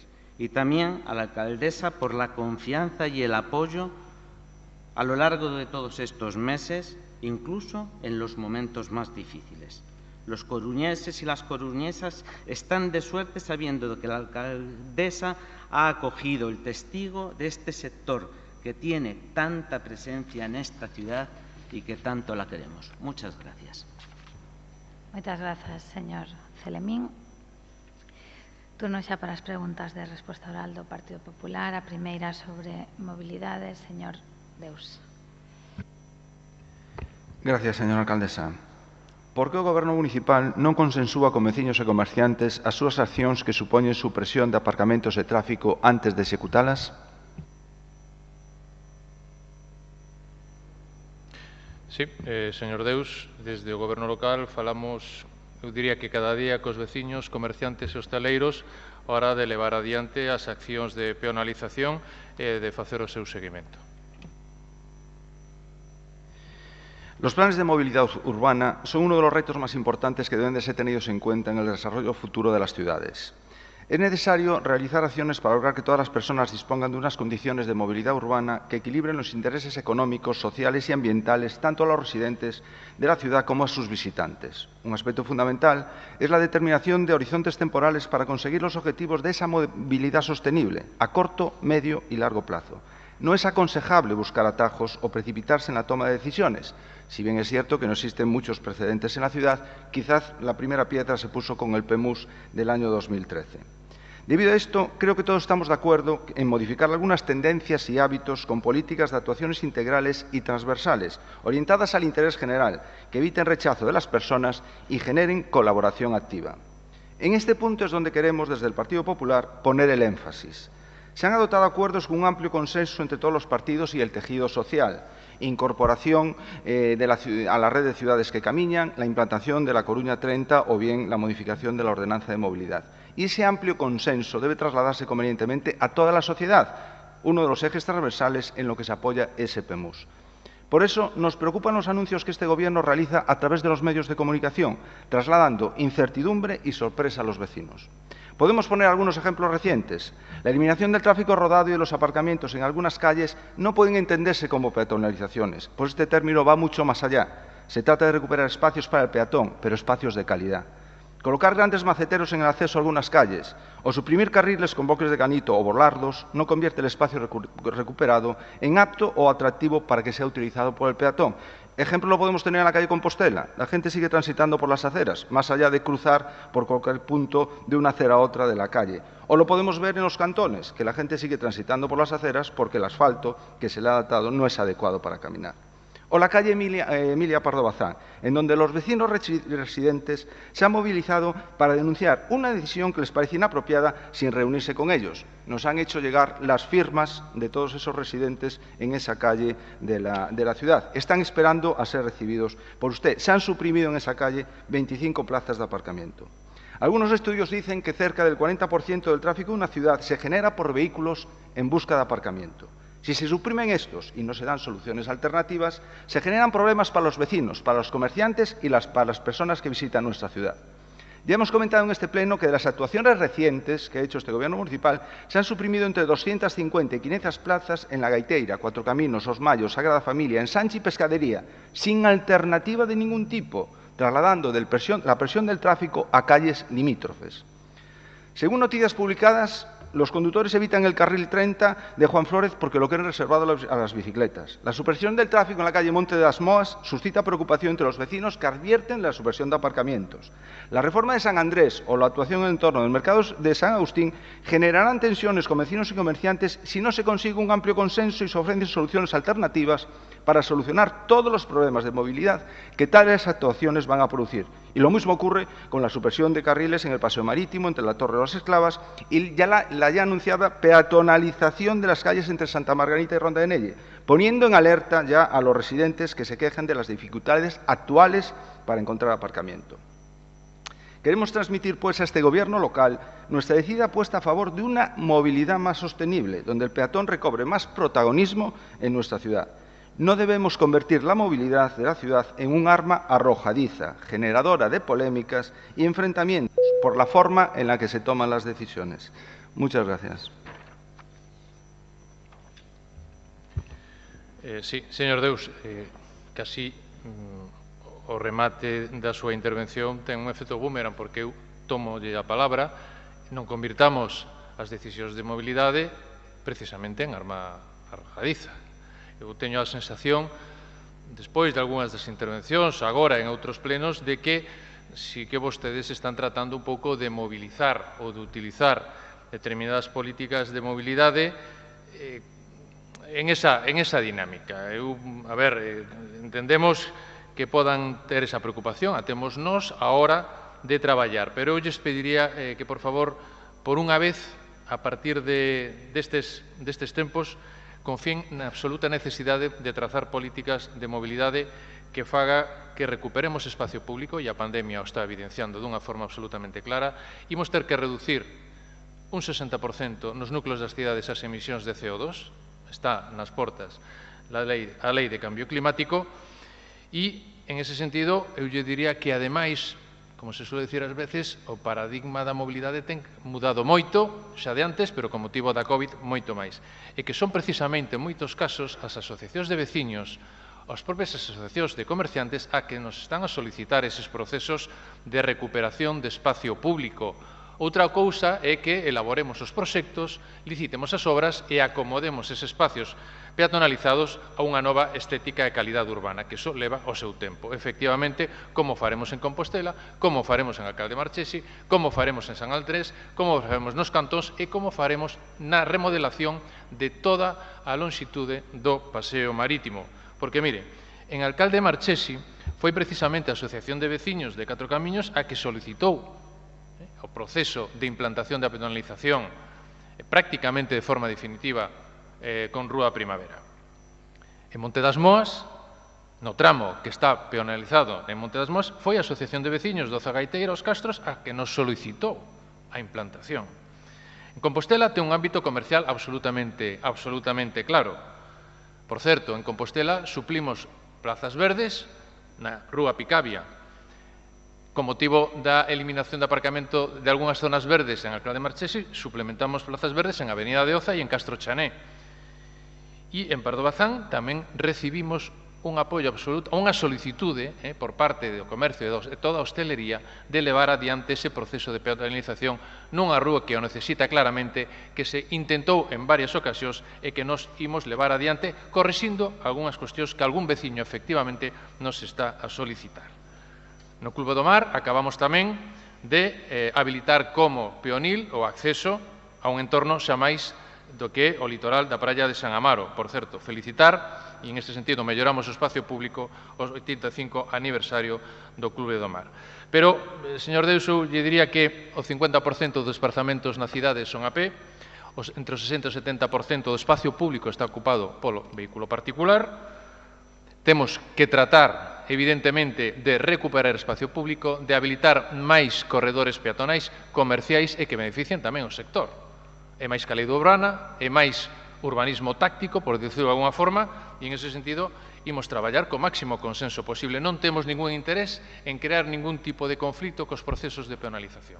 E eu pediría ao conxunto da corporación que non entremos nesa dinámica que ao final o que vai en contra pois dunha mellora do espacio público na cidade e, sobre todo, insisto, aínda que unha perspectiva, aínda que está como máis por riba, tan importante como é reducir as emisións, o ruído e, polo tanto, contar cunha cidade máis saudable. Gracias. Moitas grazas, señor Deus, señor Díaz Villoslada. Seguinte pregunta do Partido Popular relativa á hostalería. Señora Cendán. Gracias, señora alcaldesa. Creo que antes de formular a pregunta temos que darnos a noraboa. Noraboa porque estamos no bo camiño, no camiño de dar respostas ás necesidades do sector hostaleiro. Se ben isto é certo, tamén o é que non hai nada máis efectivo con este goberno que anunciar as propostas que imos traer a pleno para que o día antes da súa celebración confirmen que a súa resposta é positiva. Compre logo reflexionar sobre a súa forma de gobernar, que non é outra que a de facelo en base ás nosas iniciativas. É unha mágoa que non houvese 10 plenos o mes. A vos seguro, a Coruña tería un proxecto de cidade e unha folla de ruta coa que conseguilo. Pola súa parte, poden seguir consultando o noso programa e pola nosa seguiremosles marcando a pauta. Chegados a este punto, pregúntolles, prorrogarán o prazo que remata o próximo mércores día 15 para que os locais de hostelería poidan manter instaladas as súas terrazas en prazas de aparcamento sen que vaya en detrimento da mobilidade peonil e a accesibilidade? Sí, señora Cendán, como coñecen perfectamente, viñamos traballando desde hai varias semanas, sí que temos acordada esa prórroga hasta o vindeiro 31 de xaneiro do 2021. Grazas, señor Villoslada. Non sei se foron quen de darse conta da dobre pata desta pregunta, por un lado a prórroga do prazo e por outra ao respecto á mobilidade peonil e a accesibilidade. No segundo punto non entrarei, xa que acaba de facelo o meu compañeiro Antonio. Miren, cando o Goberno puxo en marcha esta fórmula de traballo para a hostalería, logo da aprobación por unanimidade da moción que o facía posible no pleno de xuño, determinou que o plazo remataría en setembro. Un prazo que nós consideramos curto, ao ter en conta que o obxectivo desta medida era facilitarlle á hostalería a súa recuperación económica e que a día de hoxe non foi nin de lonxe conseguido. E tamén ao ver que noutras grandes cidades o prazo estendíase ata fin de ano. A priori, este resultábamos máis acorde aos tempos da pandemia que simplemente os meses de verán. Un prazo que é necesario ampliar para contribuir a que un dos sectores máis castigados pola pandemia, con fortes caídas de emprego e facturación, poidan seguir traballando con dignidade. Dignidade económica e social, pois detrás de cada negocio hai unha historia e unha familia. E cada negocio é Coruña, cada historia é Coruña e cada familia, por suposto, tamén é Coruña. En ese permitir traballar por Coruña podería ser boa cousa crear a mesa de hostelería coa representación de todos os grupos municipais. Recórdolles que esta proposta foi unha moción tamén presentada por nós e aprobada por todos os grupos no pleno de xuño. Nese contexto de gobernanza, de cogobernanza, aínda que parece que o concepto máis o seu significado costalles entendelo, a cuestión que hoxe traemos a este pleno podería estar xa solventada. E saben por qué? Porque sería unha resposta directa ás necesidades do sector. E saben por qué? Porque o escoitarían de viva voz e poderían adiantarse o traballo da oposición que lle vai marcando a folla de ruta que nunca tiveron. Nesa mesa de hostelería poderían tratarse problemáticas que seguen esperando solucións, como a necesidade de ampliar os horarios de peche na franxa que lle compete o Concello, a avaliación do nivel de xestión e axilidade das axudas a este sector ou a determinación das accións que sí e que non funcionaron con respecto a eles. Remato, temos exemplo e cambien de rutinas co inicio do novo curso político. Hai que materializar as mocións que neste pleno se aproban en accións. Moitas gracias. Sí, señora Cendán, eu casi lle preguntaría se non é certamente contradictoria realmente o fondo ou a superficie desta pregunta coa que acaba de facer o seu compañeiro Deus na pregunta anterior, porque vostedes están sistemáticamente preguntando por que suprimimos prazas de aparcamento e, por outra parte, por que habilitamos prazas de aparcamento para terrazas ou que prorroguemos esa situación. É dicir, eu creo que teñen un pouco que clarificarse en cales son as prioridades da cidade, cales son as súas prioridades en materia de políticas de mobilidade, que creo que son certamente contradictorias, e cales son os seus posicionamentos en relación tamén, precisamente, co apoio ao comercio e a hostelería. Que me parece que hai unha certa contradición na fórmula de realizar estas preguntas. Como lle dixen, nos, cando estábamos na fase 3 da desescalada, e como sabemos todos, acordamos dúas medidas. Unha primeira en maio, en canto poidemos tomar a medida, unha primeira en maio que foi a posibilidade de habilitar máis espacio público en determinados ámbitos da cidade, ou ben peatonalizados, ou ben de prazas, ou ben de sección de rúa ou de aceras que o permitían, no que permitíamos, como digo, aumentar a ocupación de terrazas para, polo menos, cumplir cos aforos que a autoridade sanitaria, primeiro estatal e logo autonómica, estaba e está a autorizar. E en xuño, o día 26 de xuño, o que fixemos foi ampliar ese catálogo de rúas e de prazas no que a hostelería podería ocupar máis espacio, sin que eso supoña, que hai que telo en conta tamén, unha privatización, por decirlo de unha forma completa, de todo o espacio público solo por terrazas. E, como decía, nesa segunda medida, aparte desa ampliación, incluímos a posibilidade, que se estaba experimentando noutras cidades, é certo, esa posibilidade de que tamén se instalaran terrazas en prazas de aparcamento, que é un proceso que inicialmente costaba, pero que estamos vendo que se está consolidando na cidade, porque exixe determinados investimentos e hai que ter algunha perspectiva de futuro. Nos, desgraciadamente, o estado de alarma sanitaria continúa, falando co sector sempre tomamos estas decisións e falando co sector chegamos á conclusión de que, efectivamente, o día 15 de setembro remataba uns días aí á volta e que se necesitaba máis tempo para tratar de contribuir con esta medida,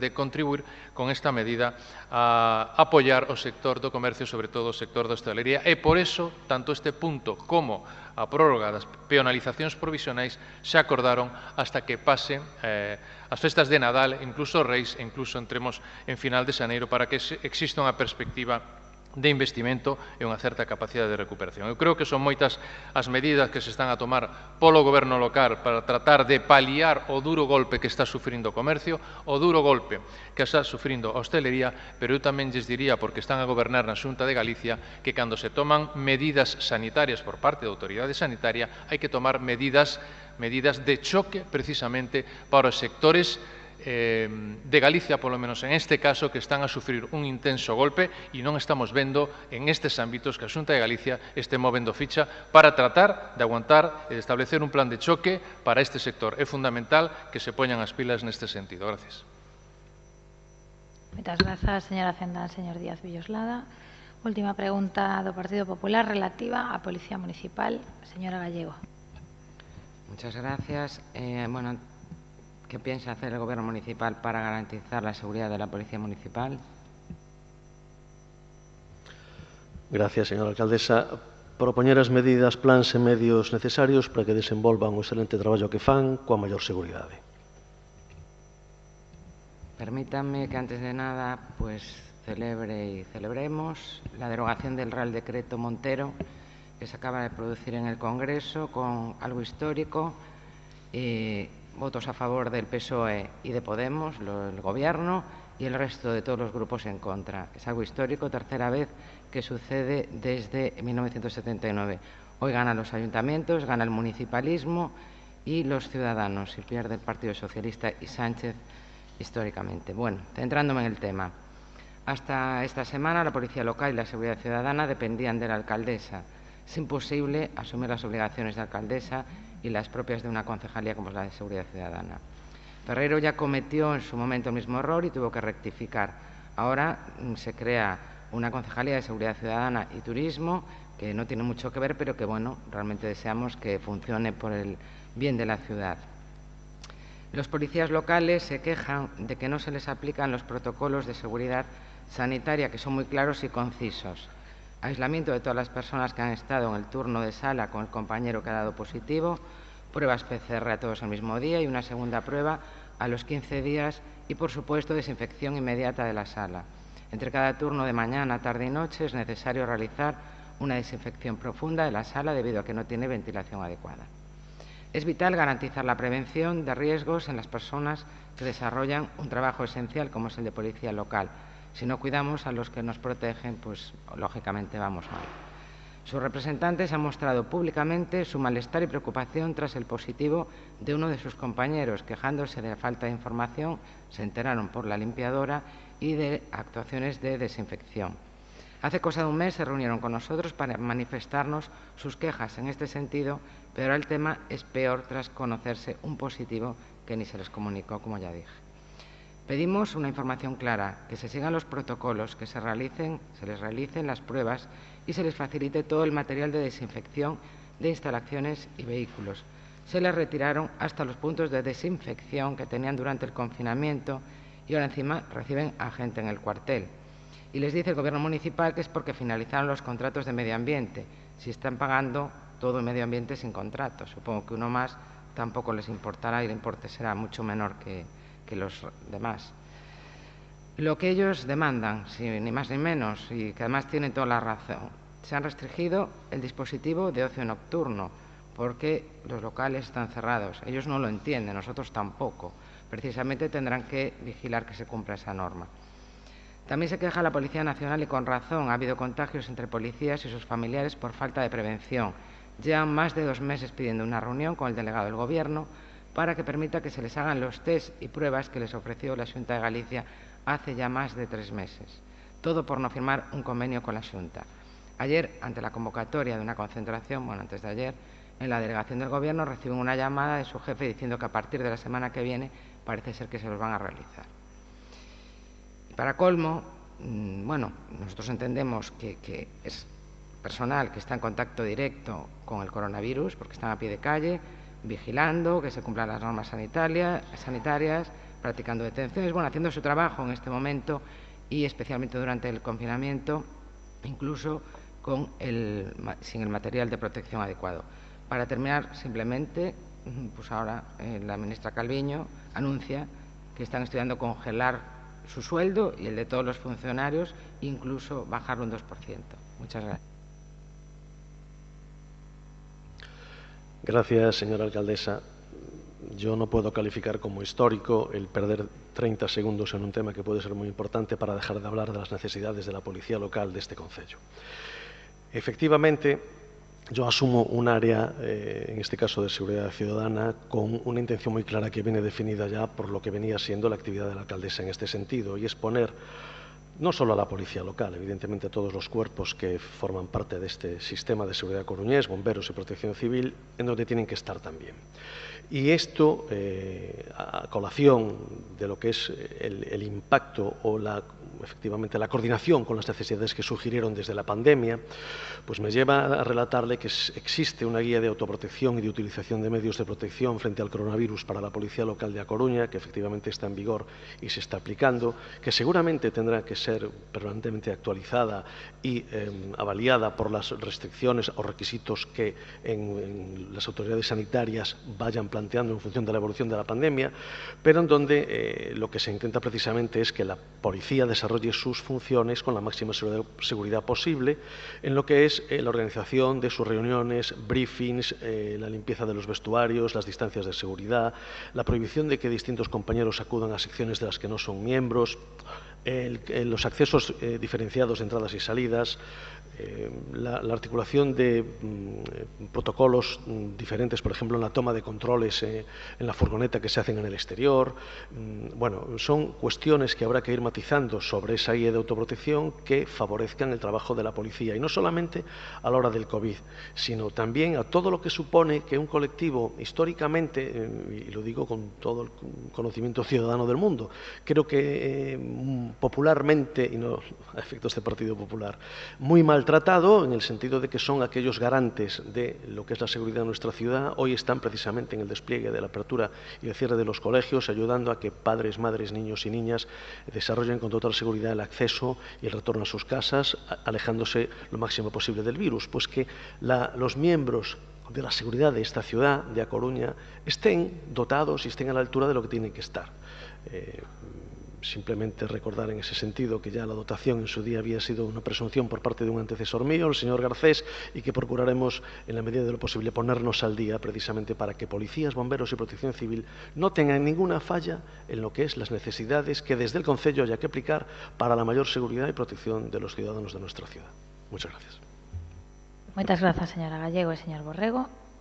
Rematan aquí as preguntas de resposta oral. As preguntas de resposta escrita serán obxecto de resposta antes do próximo pleno e quedan os rogos. Hai un momento.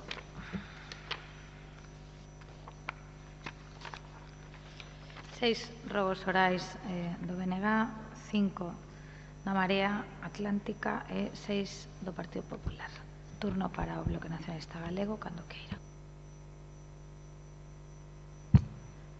Rogo que o Goberno Municipal adopte as medidas necesarias para resolver os problemas de mobilidade na rúa Pintor Vilar Chao, reparando a escalinata e impulsando outras actuacións como retomar o proxecto de ascensor que conecte a rúa Juan Montes coa rúa Pintor Vilar Chao ou estudar a posibilidade de construir unha rampla en tramos.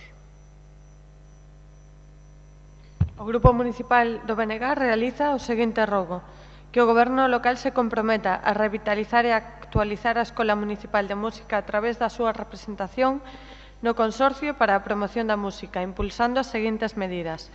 1. Democratización da escolla dos órganos de dirección da Escola Municipal de Música, xa que hoxe en día o claustro non pode nin votar nin se lle consulta a este respecto. 2.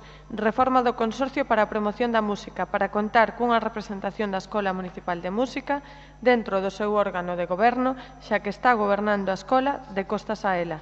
3. Impulsa a creación dun aula virtual e de desenvolvemento de medios para a docencia telemática, prevendo a posibilidade de que se poidan comezar as aulas presenciais, de que non se poidan comezar as aulas presenciais ou de que se interrompa de novo a actividade docente presencial ou de outras situacións que leven a que algún alumno ou alumna teña que interrompelas temporalmente.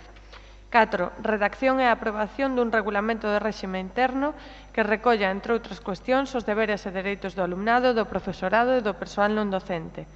5. Adaptación da Escola Municipal de Música á nova situación creada pola COVID-19 de cara a organizar as entradas e saídas do alumnado onde se concentran unha grande cantidade de nais e pais, así como de nenas e nenos.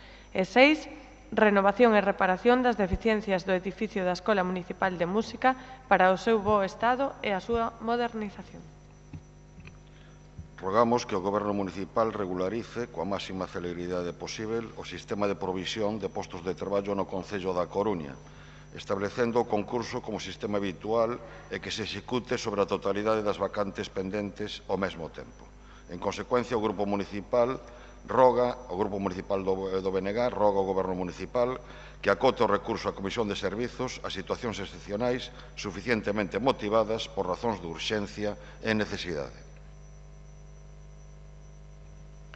O Grupo Municipal do BNG realiza o seguinte rogo: que desde o Goberno local se inicie un diálogo cos concellos afectados pola supresión da liña de Viladecruces á Coruña de cara a reclamarlle conxuntamente á Xunta de Galiza o mantemento da liña do Mesía, moi demandada polos habitantes dos concellos que percorre, mais tamén polas peregrinas e os peregrinos, mellorando a calidade do servizo, ampliando os horarios e frecuencias para garantir un servizo de calidade.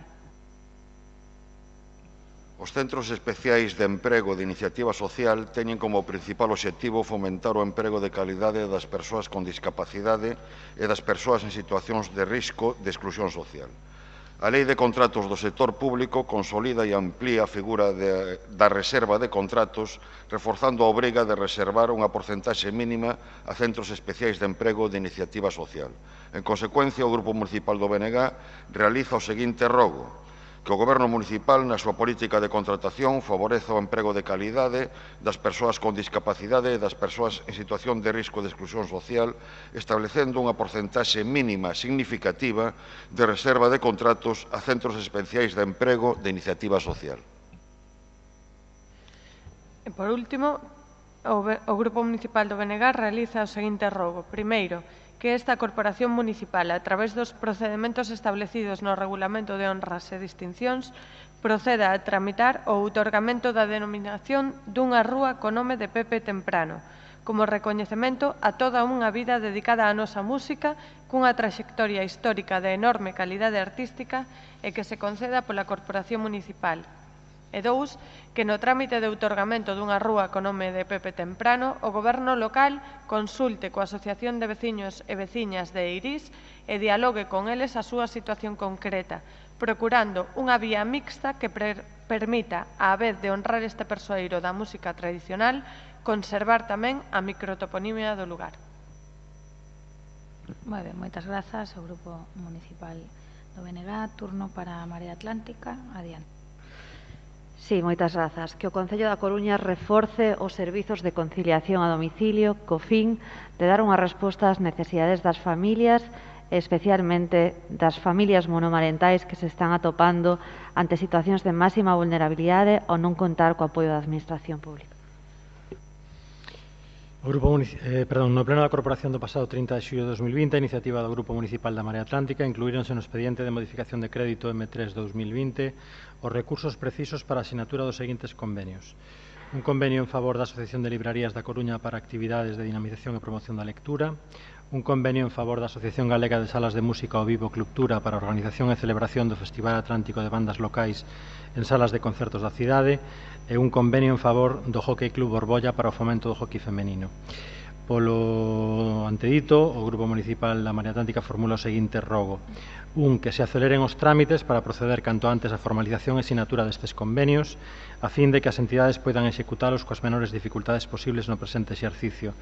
Dous, que se axilicen así mesmo os trámites para a formalización do conxunto dos convenios previstos no anexo de subvencións nominativas nos orzamentos 2020. E tres, e último, que se facilite información detallada aos membros da Corporación sobre o estado de execución destes convenios e do conxunto do capítulo 4 dos orzamentos. Sí. Rogo oral relativo ao teletraballo. Durante o pasado mes de xullo, o Goberno Municipal impuxo sen diálogo ni negociación un protocolo de reincorporación ao traballo priorizando a reincorporación presencial e reducindo a mínima expresión as posibilidades do teletraballo. Durante ese mesmo mes, o Grupo Municipal da Marea Atlántica mantivo encontros cos representantes de todos os sindicatos da Xunta de Persoal do Concello para analizar o regreso dos traballadores e traballadoras municipais tras o confinamento. Nestas conversas, pudemos constatar que o Goberno Municipal optou por unha reincorporación presencial aos postos de traballo unilateral e que desfixo moitos dos avances en ferramentas de teletraballo. Sen ningún tipo de negociación, o Goberno Municipal impuxo un protocolo que dá prioridade ao presencial e non regula solicitudes de traballo telemático. Isto leva a que se xestionen de xeito arbitrario segundo o servizo e a que moitas sexan denegadas sen motivo, mesmo en persoas vulnerables e con responsabilidades familiares. É un modo de proceder que vulnera as recomendacións sanitarias e o criterio do Consello de Ministras de primar o traballo non presencial mentres continúa a pandemia e que pode complicar a situación nas dependencias municipais en caso de producirse un rebrote. Durante o confinamento, o Concello da Coruña fixo avances notables e positivos en materia de teletraballo e non entendemos por que agora está a dar pasos atrás. Ademais de expoñer ao persoal aos contaxios, ponse en risco a continuidade da xestión municipal e a prestación dos servizos no caso de que se dean positivos e haxa que aillar ao persoal das oficinas e áreas afectadas.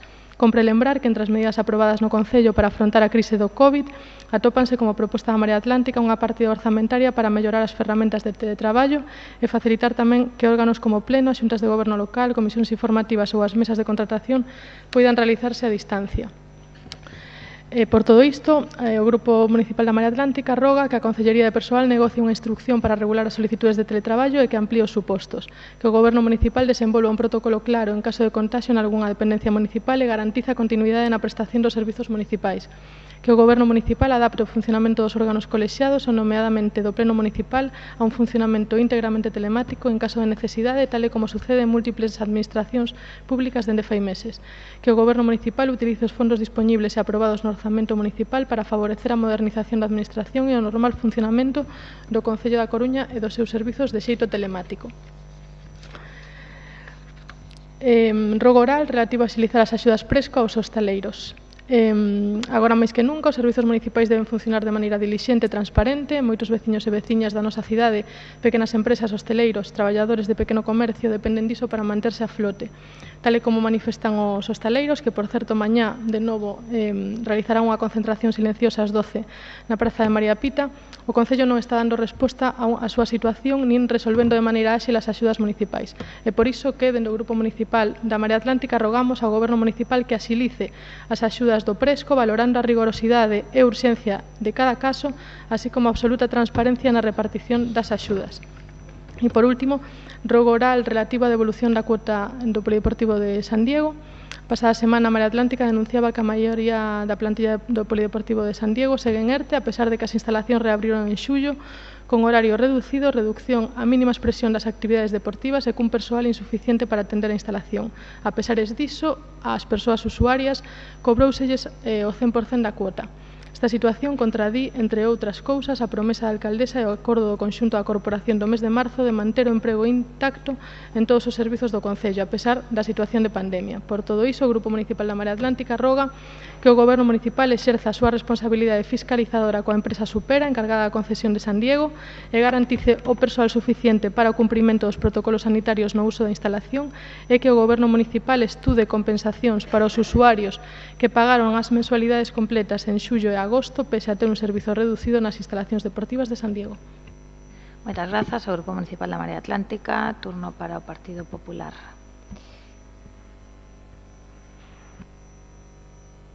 Grazas, señora alcaldesa. As clases na UDC están a piques de comezar e unha das vías polas que acceden en bicicleta os membros da comunidade universitaria ao campus del Viña é o túnel.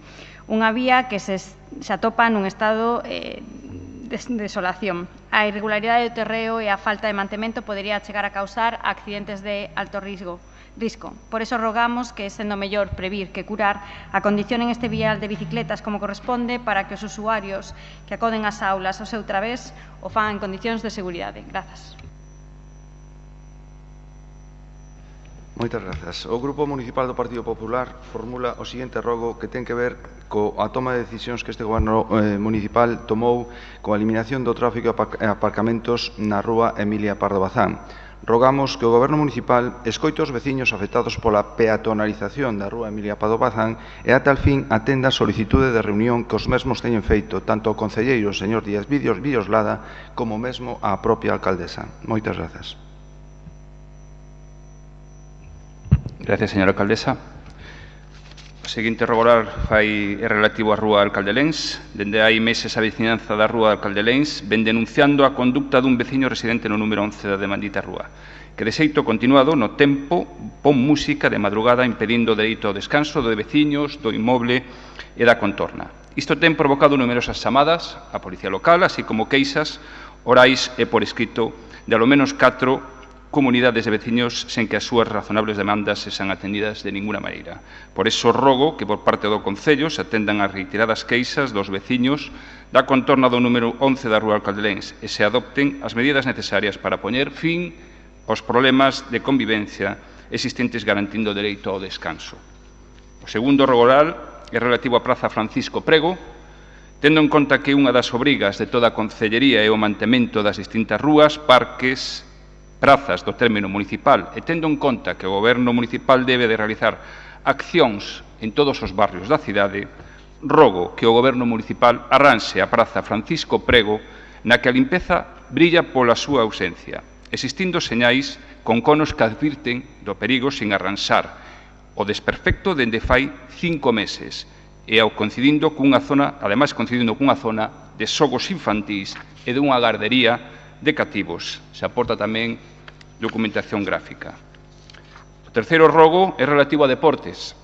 Tendo en conta que unha das competencias municipais en materia de deportes é a promoción da actividade deportiva e a execución e mellora das instalacións deportivas municipais, xa que son os principais xestores dos servizos públicos debido a dous feitos. Un, ao grau de proximidade e dous, a maior conhecemento do uso das instalacións deportivas.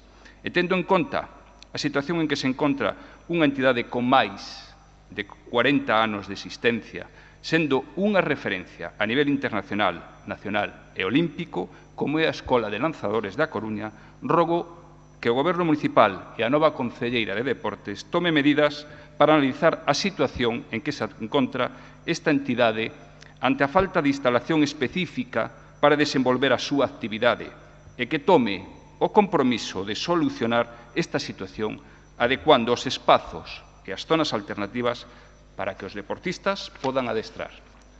E, por último, o último rogo oral tamén fai referencia a deportes, concretamente aos horarios de instalacións deportivas, tendo en conta que unha das competencias municipais en materia de deportes é a promoción da actividade deportiva e a xestión dos usos das instalacións municipais, e tendo en conta a situación actual da COVID, na que se topan algunhas entidades que utilizan pabellóns municipais para iniciar a tempada e para informar as familias do inicio do curso deportivo e así poder conciliar a vida das familias coruñesas, rogo a este Goberno municipal e á nova Concelleira de Deportes, tendo en conta as súas competencias, tome medidas para analizar a situación en que se encontran estas entidades que necesitan coñecer os horarios do uso das instalacións municipais, xa que a adxudicación definitiva demorarase, por mala sorte, hasta finales do mes de outubro. Moitas gracias, señora alcaldesa.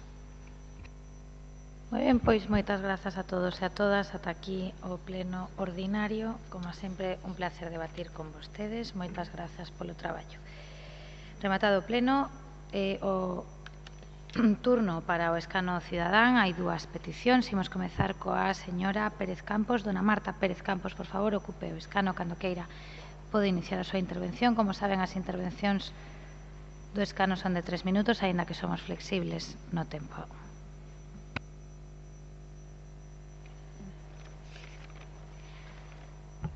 Estimados concelleiros e concelleiras, a Asociación Sociocultural Campo de Pena recibe o nome dun lugar moi importante para o noso barrio, que é o Campo de Pena, que desgrazadamente desapareceu pola construción da autoestrada do Atlántico. Neste espazo facíanse as festas, a xente ia facer deporte, tomar o sol, merendar. En definitiva, era unha parte moi importante para nós. Esa tenra lembranza acariñou a creación da nosa asociación, que ten realizado desde a súa presentación pública en maio do 2018 multitude de actividades de animación e formación coa xente do barrio, preocupándonos principalmente pola nosa xuventude, que non ten instalacións onde pasar o tempo. Puxos en marcha un clube de lectura, proxectáronse filmes, charlas sobre o medio ambiente, encontros con mulleres do barrio cara á recuperación da súa historia, obradoiro de elaboración de xabrón, estudo da situación cultural da zona, excursións, merendas, concursos fotográficos, moitas reunións con actores sociais encamiñados a ternos en conta na cidade das TICs, diversos encontros cos nosos representantes públicos para reclamar as infraestructuras que non temos, e un longo etcétera de actividades tendo en conta que non temos recursos de ningún tipo. Carecemos dun local onde reunirnos e levar a cabo os nosos proxectos. Carencia incrementada polo peche do centro cívico.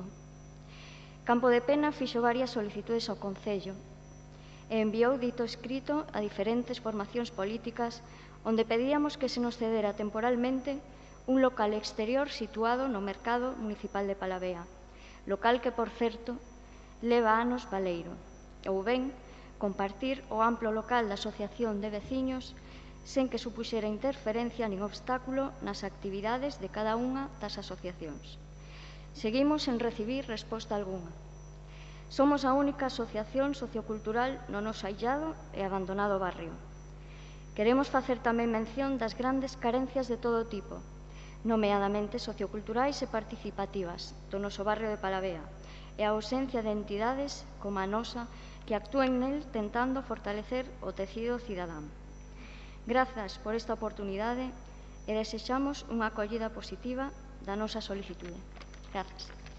Moitas grazas, señora Pérez Campos. Valle contestar a concelleira de Igualdade e Benestar Social, a señora Neira.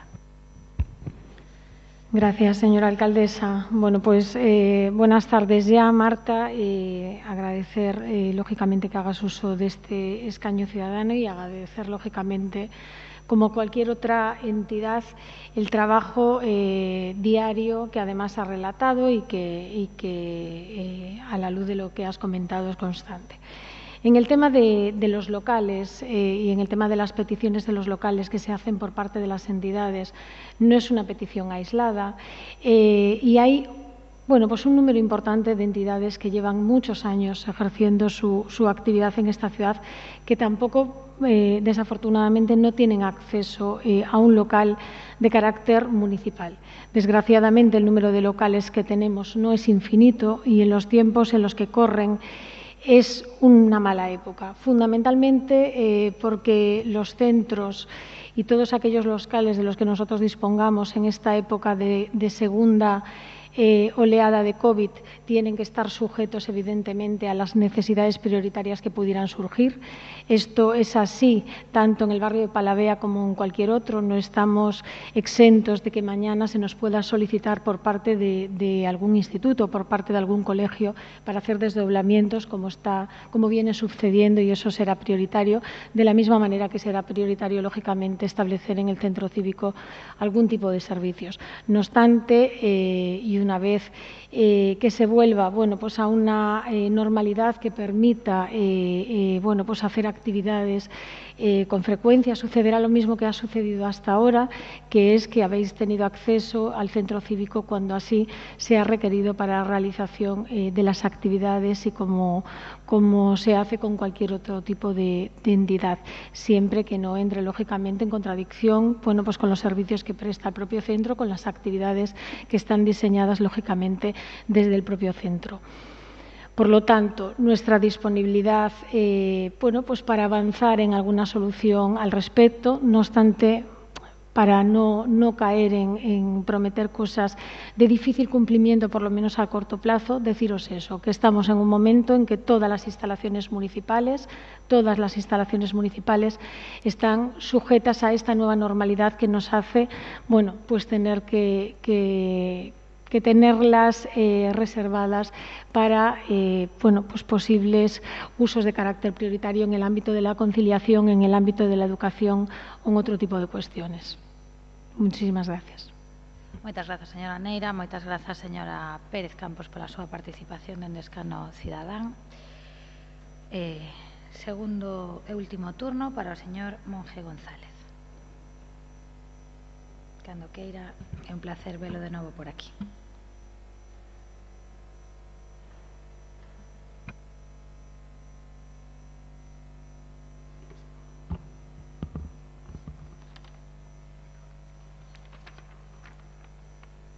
Señora alcaldesa, señoras concelleiras y concelleiros, medios de comunicación y público asistente.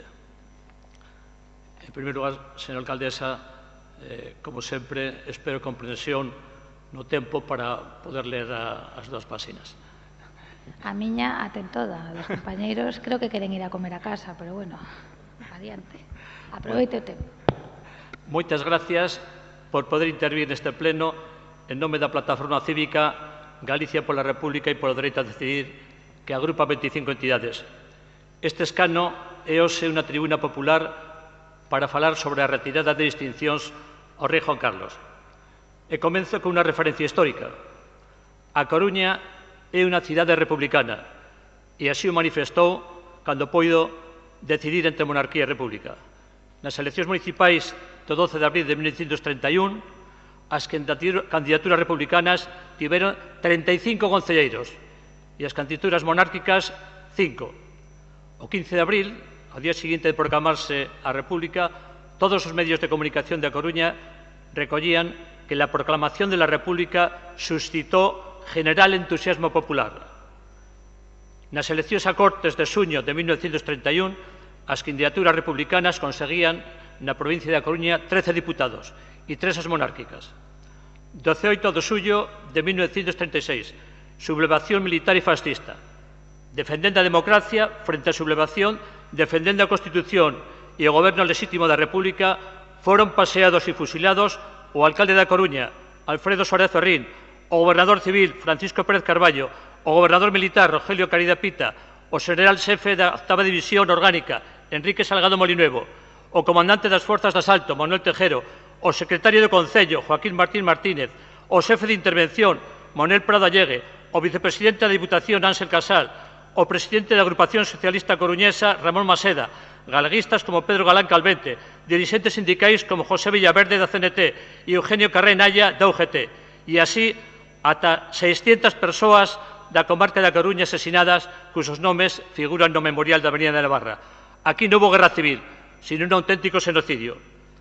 40 anos despois, o 15 de marzo de 1976, a Corporación Municipal da Coruña, presidida polo alcalde José Manuel Liaño Flores, celebraba un pleno extraordinario e acordaba por unanimidade conceder a medalla de bronce da cidade ao rei de España, don Carlos I. Justificaba así a concesión desta distinción, teniendo en cuenta la tradicional lealtad de nuestra ciudad a la monarquía y como muestra de adhesión del pueblo coruñés a la corona, como recolle o acta. Aquí fueron asesinadas 600 personas defendendo a democracia e república e non manifestaron ninguna adhesión lealdade á monarquía. Continuemos co relato histórico e cos méritos, entre aspas, do rei Juan Carlos Borbón para recibir distincións da Coruña. O 12 de decembro de 1946, a Resolución 39 da Asamblea de Nacións Unidas sinalaba que o réximen de Franco é un réximen fascista baseado no modelo da Alemanha nazi e a fascista de Mussolini. E decía, isto é unha dictadura criminal. 22 de xullo de 1969, o dictador Franco designa como seu sucesor na xefatura do Estado a Juan Carlos de Borbón para que todo quede atado e bien atado para o futuro. Juan Carlos, daquela, xuraba lealdade a Franco e fidelidade ás leis da dictadura. Legitimaba a dictadura referíndose á legitimidade política surgida el 18 de julio de 86. Por outra parte, Juan Carlos siempre manifestó afecto e admiración por Franco e nunca condenó a dictadura. 1 de octubre de 75, poucos días despois do fusilamento de 5 militantes antifascistas e das accións de protesta da comunidade internacional, Juan Carlos aparecía á dereita de Franco na Praza do Oriente de Madrid nun acto de apoio á dictadura.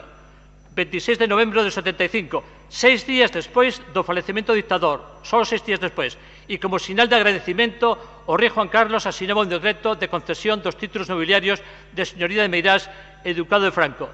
Como cualificaba Juan Carlos 40 anos de dictadura? Como gloriosa etapa de nuestra patria. 2009, 2010, 2011, o rei Juan Carlos falaba nas súas mensaxes de Nadal de honradez como regla de conducta inexcusable. La ejemplaridad debe ser una meta para los cargos públicos. Miguel Ángel Revilla, presidente de Cantabria, decía, nos ha engañado a todos, a mí el primero. 2003, paso a enumerar algúns feitos, non contos, que foron non informados polo rei Juan Carlos a Agencia Tributaria. Feitos que non foron informados polo rei Juan Carlos a Agencia Tributaria, como era a súa obrigación desde 2013 para evitar o fraude tributario. En 2013, Juan Carlos crea a Fundación Lagata, con sede en Luxemburgo, para pagar a través dunha conta en Suiza os seus gastos como viaxes en avións privados. Felipe de Borbón aparecía como beneficiario.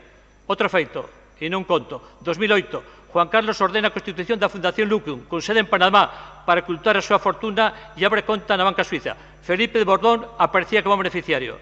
2008, Juan Carlos recibe 64,8 millóns de euros na súa conta en Suiza procedente do rei de Arabia Saudí. 2009, recibe 4,2 millóns de euros, coñécese a conta e o banco en que ingresou, do empresario Juan Miguel Villarmir, e 2 anos despois, en 2011, Juan Carlos lle concede o título de marqués. 2010, Arturo Fasana, xestor da fortuna de Juan Carlos, ingresa 1,57 millóns de euros na conta de Juan Carlos en Suiza, que o mismo rei lle entregou nun maletín no seu despacho de Xenebra e que procedía do sultán de Berenei. 2018, e tampouco é un conto, a petición do xuiz Diego de Gea Agencia Tributaria informa que Juan Carlos de Borbón no ha presentado declaración informativa sobre bienes y derechos situados en el extranjero. Tampoco hay constancia de que poseyera cuentas en el extranjero. Según Gesta, Sindicato de Técnicos del Ministerio de Facenda, o rei Juan Carlos podría estar incurso nos delitos de fraude fiscal e branqueo de capitais.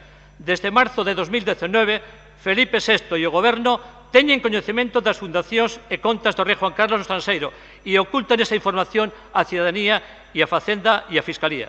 Marzo de 2020, un ano despois, o día despois de aparecer a noticia no Telegraph do Reino Unido. Felipe VI recoñece estas actividades ilegais do seu pai, renuncia a herdanza e retira ao rei Juan Carlos a asignación de 195.000 euros. Ante a gravidade destes feitos, nos pasados meses de xullo e agosto, numerosos concellos aprobaron xa, respetando a presunción de inocencia, a retirada de rúas, retratos, bustos e distincións ao rei Juan Carlos. Desde Galicia pola República e polo dereito a decidir, consideramos que a Coruña debería actuar con a mesma argumentación contra as alcaldías socialistas. Por exemplo, en Pinto, alcaldía socialista, manifestan que alguien que no es capaz de tener una conducta ejemplar intachable no debe recibir homenaje público. A presidenta de Navarra, María Chivite, no esquence os problemas de Navarra, preocupada pola xenta, pero retira o retrato do rei Juan Carlos. En Vila Joyosa, manifesta a alcaldía, quien fue jefe del Estado se ha aprovechado de su cargo para enriquecerse de manera ilícita, con una forma de hacer política que no tiene cabida en nuestra administración. En Sison, alcaldesa socialista, manifiesta el Grupo Socialista, Juan Carlos ya no representa los valores institucionales, morales y democráticos de la sociedad y retiran una avenida importantísima de Sison. A Coruña no puede quedar atrás y debería retirar al rei Juan Carlos a medalla de bronce da cidade, así como retratos, placas e todo tipo de distincións, cumprindo como manifestado polo propio rei Felipe VI na súa proclamación como rei. La corona debe observar unha conducta íntegra, honesta e transparente. Que así sexa. Moitas gracias pola súa atención. Moitas grazas, señor Monge, pola súa intervención. Brevemente vai contestar o señor Lajetuñas. Grazas, señora alcaldesa. Señor Monge, en primeiro lugar, como nalgúna outra ocasión, darlle as grazas non por esta iniciativa, sino pola súa aportación á cidade e pola súa contribución á recuperación da memoria histórica, que creo que non está de máis recordalo e ser xenerosos a hora de recoñecer as persoas que contribúen tamén dende a sociedade civil a facer unha importante tarefa. Na iniciativa que trae hoxe aquí o Escano Cidadán, como non pode ser doutro xeito, escoitámola atentamente, recollemos o sentir que vostede manifesta, como pode intuir no conxunto da poboación, no conxunto da nosa cidade, pois hai sentir moi diferente en torno á forma de Estado, incluso quen se declara republicano ou se declare monárquico. Tamén nesta corporación, como non pode ser doutro xeito, dentro da pluralidade ideolóxica e de pareceres. Un pode ser monárquico, pode ser republicano. Tamén te quero decir que non se debe de confundir a figura dun rei recollida nunha Constitución a través dun pacto constitucional que pode compartir ou non compartir, pero é a mellor etapa económica e social democrática de España a que dou pé a partir do pacto do 78 a unha Constitución que foi aprobada cun amplio consenso. E non se debe de confundir con outras figuras da dictadura ás que vostede pode aludir. Creemos que hai que diferenciar, creo que son dúas cousas completamente diferentes, sin restarlle un ápice de valor ao asunto que suscita no día de hoxe dende o Escano Cidadán. Quero recordar que foi o Partido Socialista o que impulsou e aprobou a Lei de Memoria Histórica, como vostede ben sabe. É dicir, non hai ninguna dúbida sobre a quen defende este partido, e igual que defendemos o Pacto Constitucional do 78, tampouco se lle escapa que hai un profundo sentimento republicano que non só agromou nun momento determinado simbólico, sino que está presente nunha boa parte das persoas que tamén se atopan aquí.